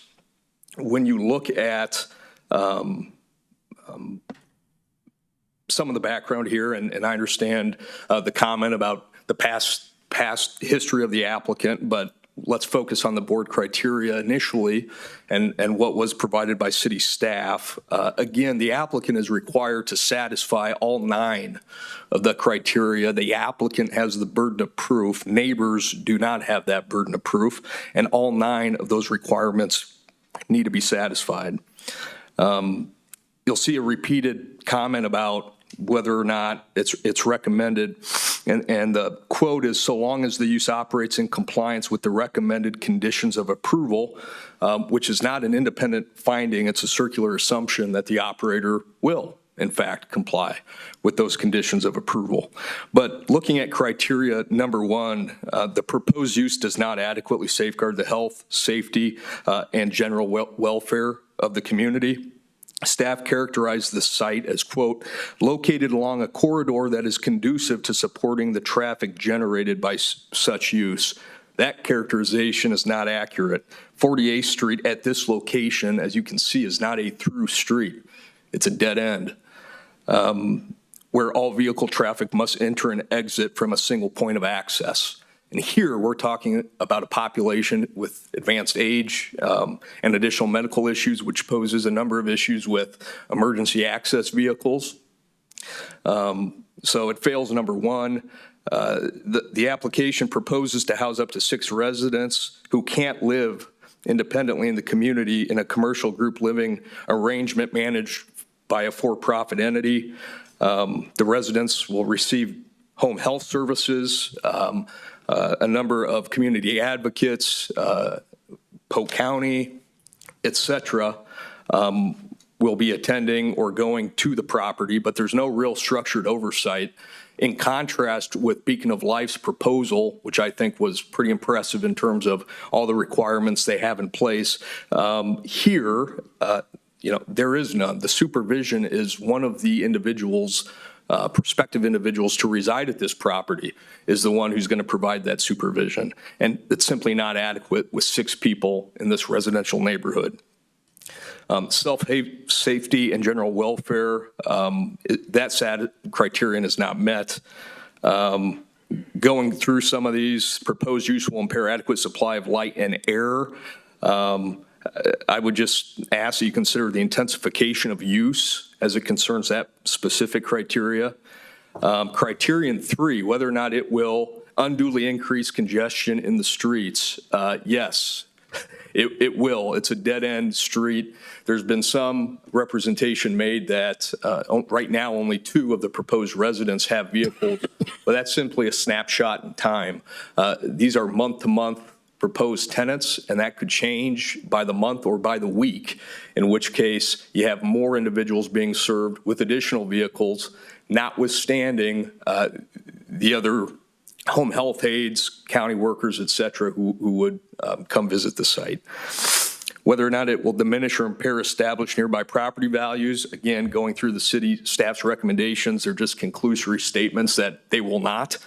There's no analysis as to why they will not, and that's true as well for the city staff rationale. It's just a statement that this is not the case without any support to support that. It's not consistent with general. This is 5, purpose of the zoning ordinance and comprehensive plan. This district is intended for a mix of appropriately scaled one-family and multifamily household dwellings within the operation. This is not appropriately scaled. 6 people is too many people for that property. There's 4 bedrooms. Criterion 6 doesn't apply. Criterion 7, whether or not it'll have a significant detrimental impact on use of enjoyment. It will. The comings and goings of rotating residents, no on-site management as it concerns the residents, no adequate follow-up will have a detrimental use. And just to get back to, no parking in the front yard, criteria 9, again, goes back to whether or not there's adequate parking available, which there is not. And the comment as it concerns, past history is taken, but I will say this, there is no experience. This applicant has never successfully operated a group home. On the initial instance, it was shut down by the city inspector. Sure. I'm going to, again, with my attorney's advice, I'm going to ask you to watch your comments on that, but I've already been gracious. You've exceeded your 5 minutes. I'll give you another 30 seconds. Okay, thank you. I appreciate that. Looking at the city's recommendations, this does not satisfy the criteria. And if you need a comparison, you can look at the presentation from the Beacon of Life and all of their on-site management staff. That simply won't be the case here. Having a person being serving that function isn't adequate. And for those reasons, I'd respectfully request that this be denied or continued to a later time in which additional information can be provided to the community and neighbors. Thank you. I have a question. Sure. Why didn't you go to the meeting or return a card? That's a good question. I did not return a card because I planned on speaking here today. I didn't go to the meeting because I didn't receive notice of it. It's my understanding that some persons did receive notice of a meeting, and talking to a few of my neighbors, it sounds like others did not receive that notice. I'm not making an allegation one way or the other whether or not a notice was sent, but certainly had I received the notice, I would have attended. Would you feel this way if it was a family of 6 with 4 teenagers who drove? A family of 6 of 4 teenagers who just 2 drove? parents, 4 teenagers, all of them have cars. I think there would be perhaps some parking concern there. This is a little different in that it's a rotating population that could change by the month, which would have different needs for vehicle use. And again, we're not talking about just teenagers. This is a population that needs to be served and should have all the tools at their disposal. This just isn't the applicant or the method to achieve that goal. And so again, for those reasons, I respectfully request that this be denied. Okay. We appreciate your comments. Thank you for coming down today. Anybody else that wishes to speak in opposition? Anyone else? Come on up. This is our last item, so there's no reason to be shy.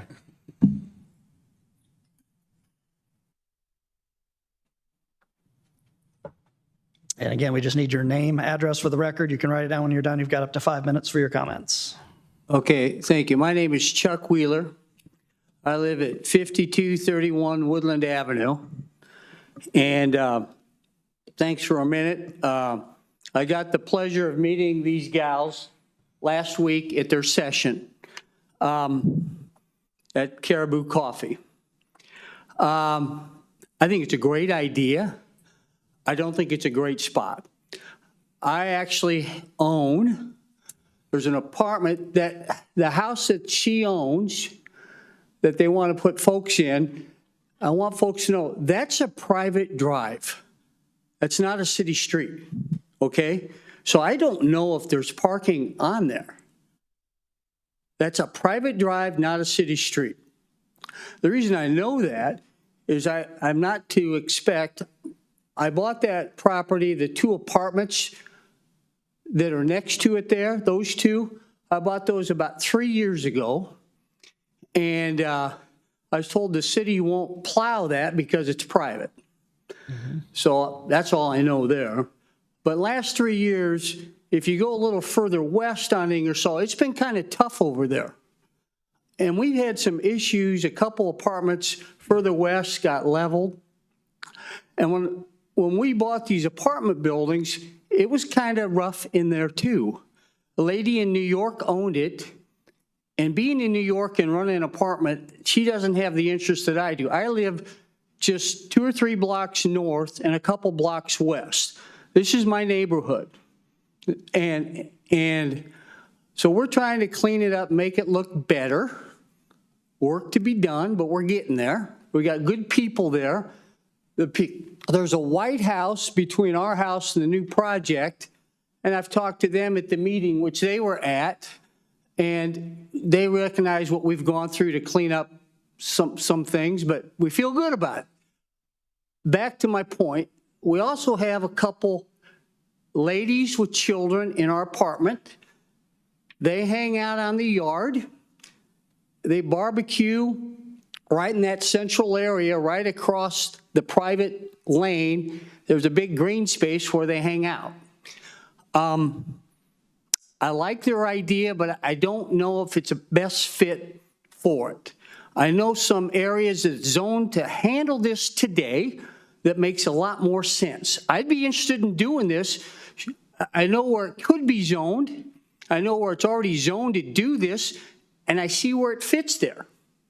And so I left the meeting with them, a great idea, and then I got a lot of pushback from, I also own 500 Polk Boulevard, and I got a lot of feedback from other people who said, I need to be here today because they were against it. And I got to thinking about it. I said, I don't think the kids that play on that yard, I don't think the mothers are going to be cool if I have that element across the street from them. I think we need to do this, but maybe there's a better spot. That's all I had to say. Okay. I'm not for that. I'm for the project, but not there. Okay. Any questions? Questions for Chuck? Chuck, I appreciate you coming down today and spending the time to sit here, but I do have a couple questions for you. So you're the new owner of the kind of H-shaped apartment buildings there, right? Yeah, 526 48th is mine, and 4810 Ingersoll is mine. So if I was your tenant and the city doesn't plow the street that I would need to get out from your apartment parking, who does plow the snow? Do you have an arrangement? Yeah, I got someone who does it, but you know what? The city does it. Okay. They don't know that. Yeah, it's not a city street. I'm told it's not a city street. But I would assume that if it is not being plowed by the city, that you as neighbors would work together and have a contract to get it plowed. Yeah. The guy who does the parking will do the street, but it always seems to be plowed. And it's been a while since to the west, I had a friend that lived in those other apartments, but the apartment buildings that you have, are they both similar for size and layout? Are they 1 or 2 stories? 1 or 2 stories? Yeah. How many three stories? Three stories. And how many? There's 6 units in one and 7 in another. Okay, so they're pretty close, about the same size. Yes. Okay, I've got you. Okay. All right, excellent. I'm just curious about one thing, though. I'm trying to follow you here. So you've got mothers and kids in the apartments, and you're just concerned about the element that would be living in the house. What does that mean? I think it's got a good neighborhood feel today. I feel good about it. If we have 6 people, that's a lot in one spot. That's a lot. 6 people is a lot. I've dealt with Anawim. We have Anawim residents otherwhere in other buildings, and it's a challenge because a lot of them are homeless. And they're learning how to get back into the system. I don't want to get too far down the rabbit hole here, but to me, she's stating she's going to have veterans live there, and she didn't. There's no indication that they're criminals or that they're homeless or that they're. No. I think they're probably safe. It just says it's it takes away from the neighborhood element, is what I'm here to report. Okay. In my All right. mind. I'm just going to leave it at that for now. So I Okay. appreciate you coming down today, Yep. Chuck. Thank you. Thank you. All right. Anybody else that wants to speak in opposition? Okay. Going once, going twice. If you want to speak, you need to come up here. My name is Greg Finero. I reside. Step up to the microphone. We need your name, address, sign the log. Okay. You got 5 My name is Greg Finero. I reside at 532 Polk Boulevard. I also have two other properties right adjacent to it at 534 and 538. They're multi-unit apartment buildings. And I agree what the two prior gentlemen said. I oppose it. Okay. All right. And how many units do you have at 534 and 538? 534, they're fourplex units. Okay. And are they one bedroom? One bedrooms. Okay. All right. So why don't you want it? Just don't think it would fit in with the neighborhood and the problems that may come along with it. But you're a landlord. Yeah. Okay, but I'm you don't lucky. want her to be a landlord. Who's that? No, I'm lucky. I just like the area and I'd like it to stay Okay. the way it's been. I mean, Just not I in your can't backyard. predict what's going to happen, but Right. there's always that possibility. Okay. Can you explain what that means? What's that? Your last comment of pretty much is going to impact the neighborhood. Can you explain how I don't know what's going to come along with it. What do you mean by that? What's going to follow with the people that are going to be residing there. Can you explain that a little bit deeper? It's I don't know who's going to be there. So Who's why gonna would they be reside. any different than your tenants and a neighbor not knowing who you rent to? What's the difference? I haven't had any complaints with any of my tenants. I don't think there's been any complaints here either. Nobody's there yet. That's right. Oh, okay. Thank you. Yep. All right. Last time around the block, anybody that wishes to speak in opposition? Anybody that wishes to speak in neutrality? All right, seeing none, do we have any further questions for city staff? I do.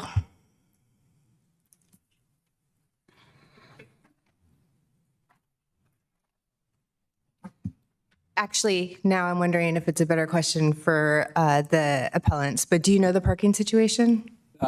So like they've mentioned, this, what looks like 48th Street is a private driveway. Which, Driveway with the garage. well, if you look where the cursor is, so the private driveway goes here. There's another driveway to the south of the house that leads to, so the garage is right here. On their property. On their property, and then there's space to park 2 additional vehicles without blocking this private driveway. Because if you look to the south, there's a vacant lot right here that could be developed in the future. So we don't want anything that's going to, and there could be, we didn't look, but there might be an easement that prohibits vehicles from parking there anyway.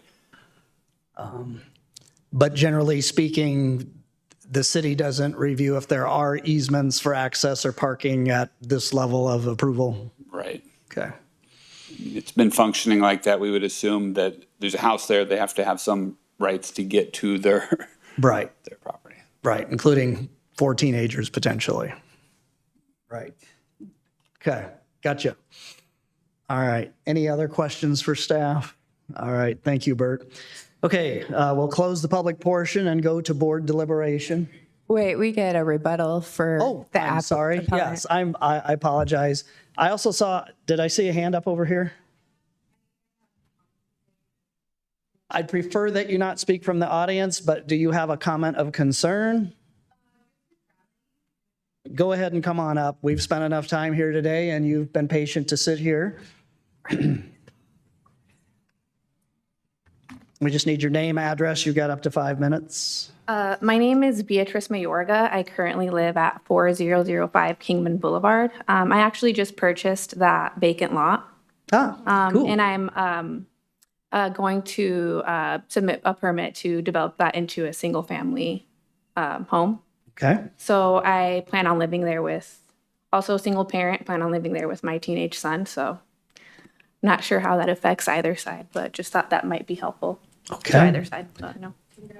Yeah, and by purchasing that lot, did you see any easements in your title abstract for access? or- Well, it is a private drive. That's what I'm aware of. So Okay. I guess I'll kind of maneuver through that as I go. Yeah, yeah, yeah. Okay. Well, thank you, Beatrice, for coming down and sharing your comments. Then about what you have a plan in case more than 2 people have vehicles? Is that something that you've thought about and planned for, since it seems to be so important in Des Moines to talk about parking? First, I just want to, these are older veterans and older adults. They just want to be somewhere and be at peace. They are private pay individuals, meaning they are okay. I'm not sure how much people know about veterans and how the VA takes care of their veterans. These are not dangerous individuals. And as far as parking, like the current residents that we have that are about to be in this home, hopefully we get a yes. Only 2 of them have cars. And these are not individuals that hop from one place to another. The main reason of them coming to us is to find a forever home where they can rest and feel safe. None of them, we are drug-free, alcohol-free, violent-free housing. And again, just to address the one that was closed, like I explained before we started, we were not aware of the zoning restrictions. So that's the reason that one, we had to relocate it. So otherwise, we don't house like scary people. It's just older gentlemen whom life happened. Most of them went through a spouse passing away after being married for 20-something years. That can throw you off. A heartbreak can throw you off. So for this specific residence that will be in this home, only 2 have cars. Most of them cannot even drive. If they have doctor's appointments, they call the non-medical transportation to come and pick them up. But they're absolutely 100% independent. None of them use home health care or any of that. So no one will be coming in and out of the house to check on them. They are absolutely independent. They're just of a certain age and they don't want to live alone. They want to be in a sense of community with other people that have been through what they've been through. So these are safe individuals that life happened to. Lisa, what is the age range typically? We only accept 60 and up. Okay, and how do you select the people who would move into this home? We meet with them, yes. Do you look into their background? We do. Do you look at their service? We do. We look at their service. We go meet with them at least 2 or 3 times. We also communicate with their case managers, whoever refers them, and we make specific visits. If someone requires more assistance or requires more or higher level of care, then we're able to decline, and then we refer them to a nursing home as we have access to case managers in nursing homes where we can assist them in that process of trying to get into a facility. So we have a criteria, a disqualification factor of who can come and who cannot come. Unfortunately, we wish we could accept everyone, but we understand that we can only cater to independent who only need supervision. And we also make daily visits to the homes, although we do have a resident lead, but the resident lead is just to make sure that everyone abide by the house expectations, but we are in the premises as well. We have scheduled visitation hours every other day or every day, but we don't just put people in the home without anyone supervising them. So I just want to correct that, as if like these are scary individuals. They're not. They just want to be somewhere and be quiet and feel at home. So you don't operate any facilities currently, but you talk about regularly scheduled visits. Is that just going to be for this facility only? This would be the first one we had. It was in a N5 zoning, which we cannot operate there.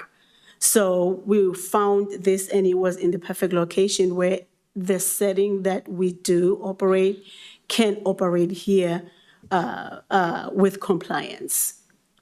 Can you say we? Who else is on your team or in your organization? I besides do. you? Yes, I do have a team with me. And what are they doing right now? I mean, where do they work? If you don't have a home, We're all healthcare providers. We all work in the healthcare field. So it's not just me. I do have a team that I work with as well. so they'll have other responsibilities, and this is just one of them. I mean, you mentioned I'm just trying to get my head wrapped around what's the operation here going to look like, Oh, the operation here, and who's coming and going. there's no, as I'm not sure if I understand the question. Well, you just said you're going to have regularly scheduled visits, you and your team. Yes. And currently, you don't have any facilities No, this would be the first home in the. because you were in a facility that was not in a properly zoned area. Correct. Correct. Because I think what I'm hearing with a lot of the concern is no one's against what you're trying to do. I think the concern is where it's going to happen and how's this going to get facilitated, because nobody has any experience with that. So I think what you're trying to do is wonderful. I think the concerns that these people have, and this happens to be the area I live in, so I'm trying to put myself in this saying, if I live next to this, would I be okay with that? Because I'm not okay with it or okay with it is that I'm just saying I'm trying to see how does this work. And you've got obviously a landlord that's looking for a tenant, and she's all for it. She thinks it's neat. We're going to have 6 adults in a home. So I'm just trying to get a little better understanding of what's this look like. Well, now you're talking about a team that's going to make regularly scheduled visits that doesn't make regularly scheduled visits anywhere currently for a home like this. Okay. Is that right? Okay. Maybe it's. So we have 6 independent older adults. They don't need help with no cares. Right. No, Nothing. I understand that. Okay. When I say schedule visits, one person will be coming to just make sure everyone is fine. The house lead is just for communication. Otherwise, our residents are 100% independent. None of them need help with any cares. None of them need help with nothing. They fix their own food. They just need supervision. So we have that in place. When I say team, only one team member will be going. It's not like a bunch of team members coming in and out. So it will be just one person of one of my team members going to check to make sure that everyone is fine. We'll provide light housekeeping, keeping up with the property as well. So it's not like there will be too many people going in and out. No, no, no. So- When I mean by team, we are more structured where it's just not me. There's a team behind me. So typical landlord duties and responsibilities. I am, if I can, I have owned this property for 11 years. I have been a landlord of this property for 11 years. I've been a good neighbor, and I will still be very hands-on, which is the kind of landlord I am. I know all of my tenants very well, and so there will be my oversight as well. And in all honesty, the vetting that Lisa does is much higher than mine. I do the standard background checks, eviction, all of those. She's a non-alcohol, non-drug, non-violent place. None of the other apartments in that neighborhood can say that. So if anything, this is a higher standard than what I have required in the past. And I have had families of 6 living in there with no problem. So I know we're asking for a variance, but this is a good thing, and they will be good neighbors. You're not asking for a variance? Or whatever it is. It's a conditional use. Yes, yes.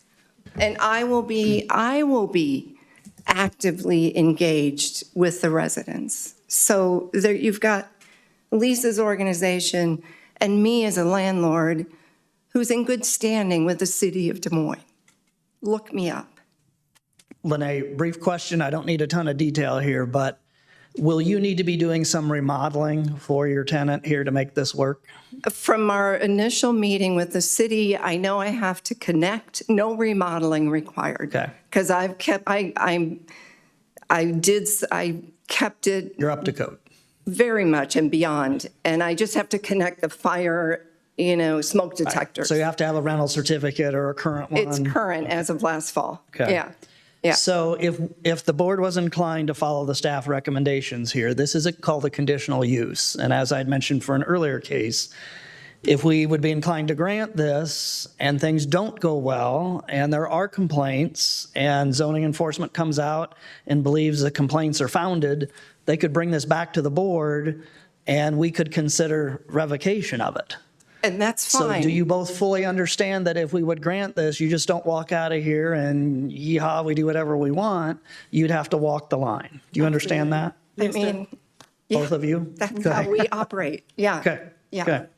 All right. Just want to make that very clear. And the residents understand as well. Right. Yeah, so we have, because Okay. Well, the buck stops with the two of you. Bring it Okay. on. Yeah. All right. Yeah. Anything else for the applicants? Okay. I thank you both. Thank you. You bet. Okay. I think we'll close public portion, go to board deliberation. Gary, do you want to kick us off? I do. There's been a lot of discussion about a wide range of topics here. I want to make sure that I'm providing guidance on what the board can and cannot consider for purposes of this conditional use. And a big reason that I want to make sure and kind of cover what's appropriate to consider and what's not is because some of the characteristics that have been either discussed or almost implied more than explicitly stated could result in liability for this board if the board considered those many times protected characteristics. I've heard discussions about medical assistance or medical care, about substance use or addiction status, things like that. I'm going to recommend that this board does not consider any of those items because those are prohibited, the protected characteristics under the Fair Housing Act, the Americans with Disabilities Act, so state and federal law. I would just urge this board to steer well clear of those. And just to kind of explain that, I mean, if the Golden Girls lived in this house and they all needed home health care, and they lived there collaboratively, and if it met our definition of a single housekeeping unit, and they wouldn't even need a conditional use, they could have that by right, and they could have each one of them could have their own home health care person coming and going. They could have their own cook. They could have their own lawn. So when these if there's something that's allowed by right, and in those kind of considerations, they don't even come before you because they're allowed by right. If you start taking those into account simply because the applicants are disabled, elderly, veteran status, anything like that, you can run afoul of several state and federal laws. So that's the first thing I wanted to kind of make sure that we talk about. There was some discussion about oversight, what kind of oversight, that sort of thing. I want to be very clear, there is no oversight required in this for this. That's not something that has to be satisfied. Again, if all of us, if 6 people up here wanted to live together in this property, I won't make you choose who's gonna be in or out. Again, whether it was whether it met the definition of a single housekeeping unit or whether it was a group living use, there is no supervision required. So whether there is or is not oversight, who's doing that oversight, those kind of things are not part of the consideration. There was some discussion about whether this is appropriately scaled. Again, as Heather Ann pointed out, if it was a family of 2 with 4 teenagers living there, that's the same number of people. You can even say, I mean, again, any combination that you could think of, as assuming that they meet the square footage requirements, which are part of the building code, the rental code, and the conditional use here.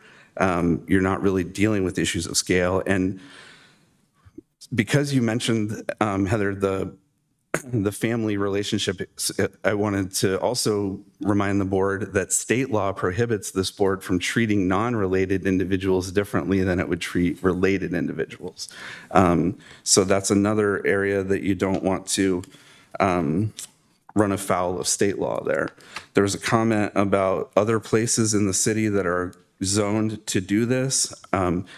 Under our, so the zoning here is not an issue. This is a permitted use subject to a conditional use permit.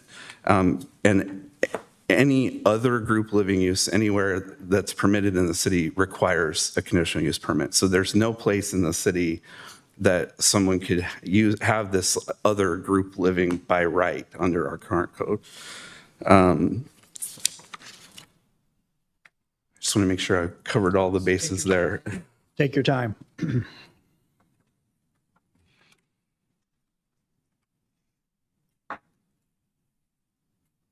Does anybody have any other questions Yeah, for me? questions for Gary? Julian? Thank you for explaining that and going into depth. Appreciate that. You're welcome. Yeah, this is why when I do the introductions, Gary is the board's legal counsel. This is why he's sitting on this side, and this is why he is part of the board deliberation. Gary, I appreciate your clarification, both on relevance as well as where our criteria and where our charge lies for what we do here. I guess I'd just like to lead off. Yes, Gary. I'm sorry, Mel. Yep. Mr. Chair, I did think of one other item, and we kind of mentioned it, and it goes to, the reason why the qualification or of the operator, things like that, they're not relevant to this discussion. First of all, we don't have any requirement that somebody has successfully done something like this before. I mean, if that were the case, then how could anybody ever get started unless they did it somewhere else? That sort of thing. So, a proven track record is not one of the considerations under our code. But as I mentioned at the very outset, the conditional use goes with the property, and it does not go with the operator. So any characteristics of the operator, the operation, other than as it relates to those issues, the criteria set forth in the conditional use don't come into play. Another good observation. Thank you. I appreciate everybody coming down here today on any side, whether it's the applicant, whether it's the neighbors. This is why we have a hearing. This is what this is about, so we can listen, so we can understand. The charge that we have, when I let off, I said, yep, we're not paid to be here. We're just citizens of the city of Des Moines, but we care. Many of us have served on this board for years, if not decades. But that's where our challenge is here as the board. And not everybody's happy sometimes when we make a decision. But our charge, and I think this is where the homework lies, and this is what I take a great deal of pride in with this board, is when we do analyze this, we break it down to where we can make our decisions. The reason this is in front of us, a conditional use request, generally speaking, yes, this use is allowed in this neighborhood, subject to review by this board. The purpose of our review is to make sure that in general, it would fit in with the general character of that neighborhood with those conditions that are appropriate for us to review. So if I think about this in many of our commercial districts, well, yeah, taverns are allowed with a conditional use, meaning based on the setting, based on what's around it, will it generally not be detrimental to the neighborhood? So that's where I put my thinking hat on. And when we look at this district, The Annex 2 Neighborhood Mixed-Use District intended for a mix of appropriately scaled, many others have said it, I'm going to say it again, one-family and multi-family household dwellings. We've already established by just looking at that map, if we could show the aerial again of the zoning district, we have apartment buildings. We have a lot of density in this neighborhood. We have a lot of density with the number of units in these apartment buildings, some of which, two decent-sized ones, access the same, quote, private street here. So in scope and scale, at least from my perspective, this proposed other group living, it fits within the appropriately scaled one-family, multifamily household dwellings within the same neighborhood. I don't see any problem with that whatsoever. And if we're looking for some kind of belt, suspenders, armor, whatever we want to call it, a fallback, this is still a conditional use. So as Gary said, it isn't just based on what you want to do. If that use is approved by us, it carries with the property. So even if you're not there, or there's a different owner or landlord, this use could continue. But this use could also be removed by this board. So from everything I've heard and seen today, including looking at what I see here on this overhead, we have plenty of multifamily, single family. The density that's proposed here, I don't see a big change in this neighborhood that this would cause. Any other thoughts?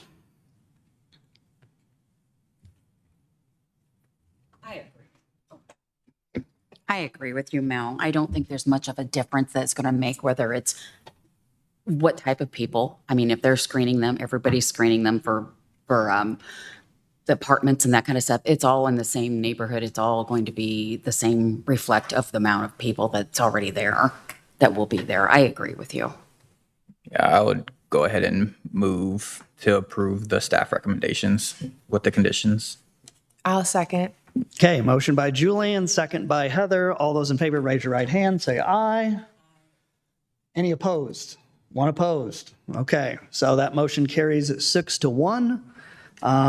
As we noted, decision and orders will come out about a week from today. I encourage you to get to know your neighbors, maybe have an open house before your residents come. But I wish you well with your projects and integrating the new residents. You bet. Okay, so other board items. We have minutes from the last meeting, those that were here last month. Any changes to the minutes? If none, would there be a motion for approval? I move to approve the board minutes. All right, motion by Julian, second by Marlis. All those in favor, raise your right hand that were here last month. That is everybody. Okay. Do we have any other new business? Frank might want to give us some updates or stay tuned, some things coming up.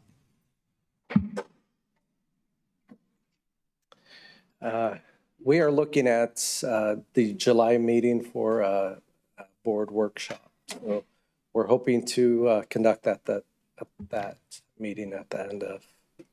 You want to do it at the end of our hearing then? Okay. Yep.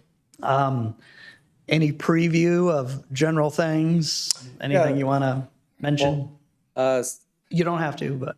Particularly we'll be talking about the changes to the tobacco regulations. We've already seen quite a bit of that come through, so you might all be experts at this point. So with all of your help. with our help. And then I believe we'll be talking about some sign things, but we're still putting it together. We'll hit on some of our standard board questions that come up and we need to revisit over time. So. And if board members had any specific things they'd like to have reviewed, could they send those questions to you? Absolutely, So, yeah. Please do. Can we just surprise you? each other. Right. Don't CC each other on it. Yeah. Jump out in front of me. Yeah, but if you've got a topic like, grandfathering rights or something, sometimes a reminder, and I think we will get a reminder on some of those basic things as well. But yeah, if you've got anything you'd like to have covered at the workshop, just send a note to Frank. Okay, thank you, Frank. All right, thank you. You bet. Okay, seeing no other business, this hearing is adjourned.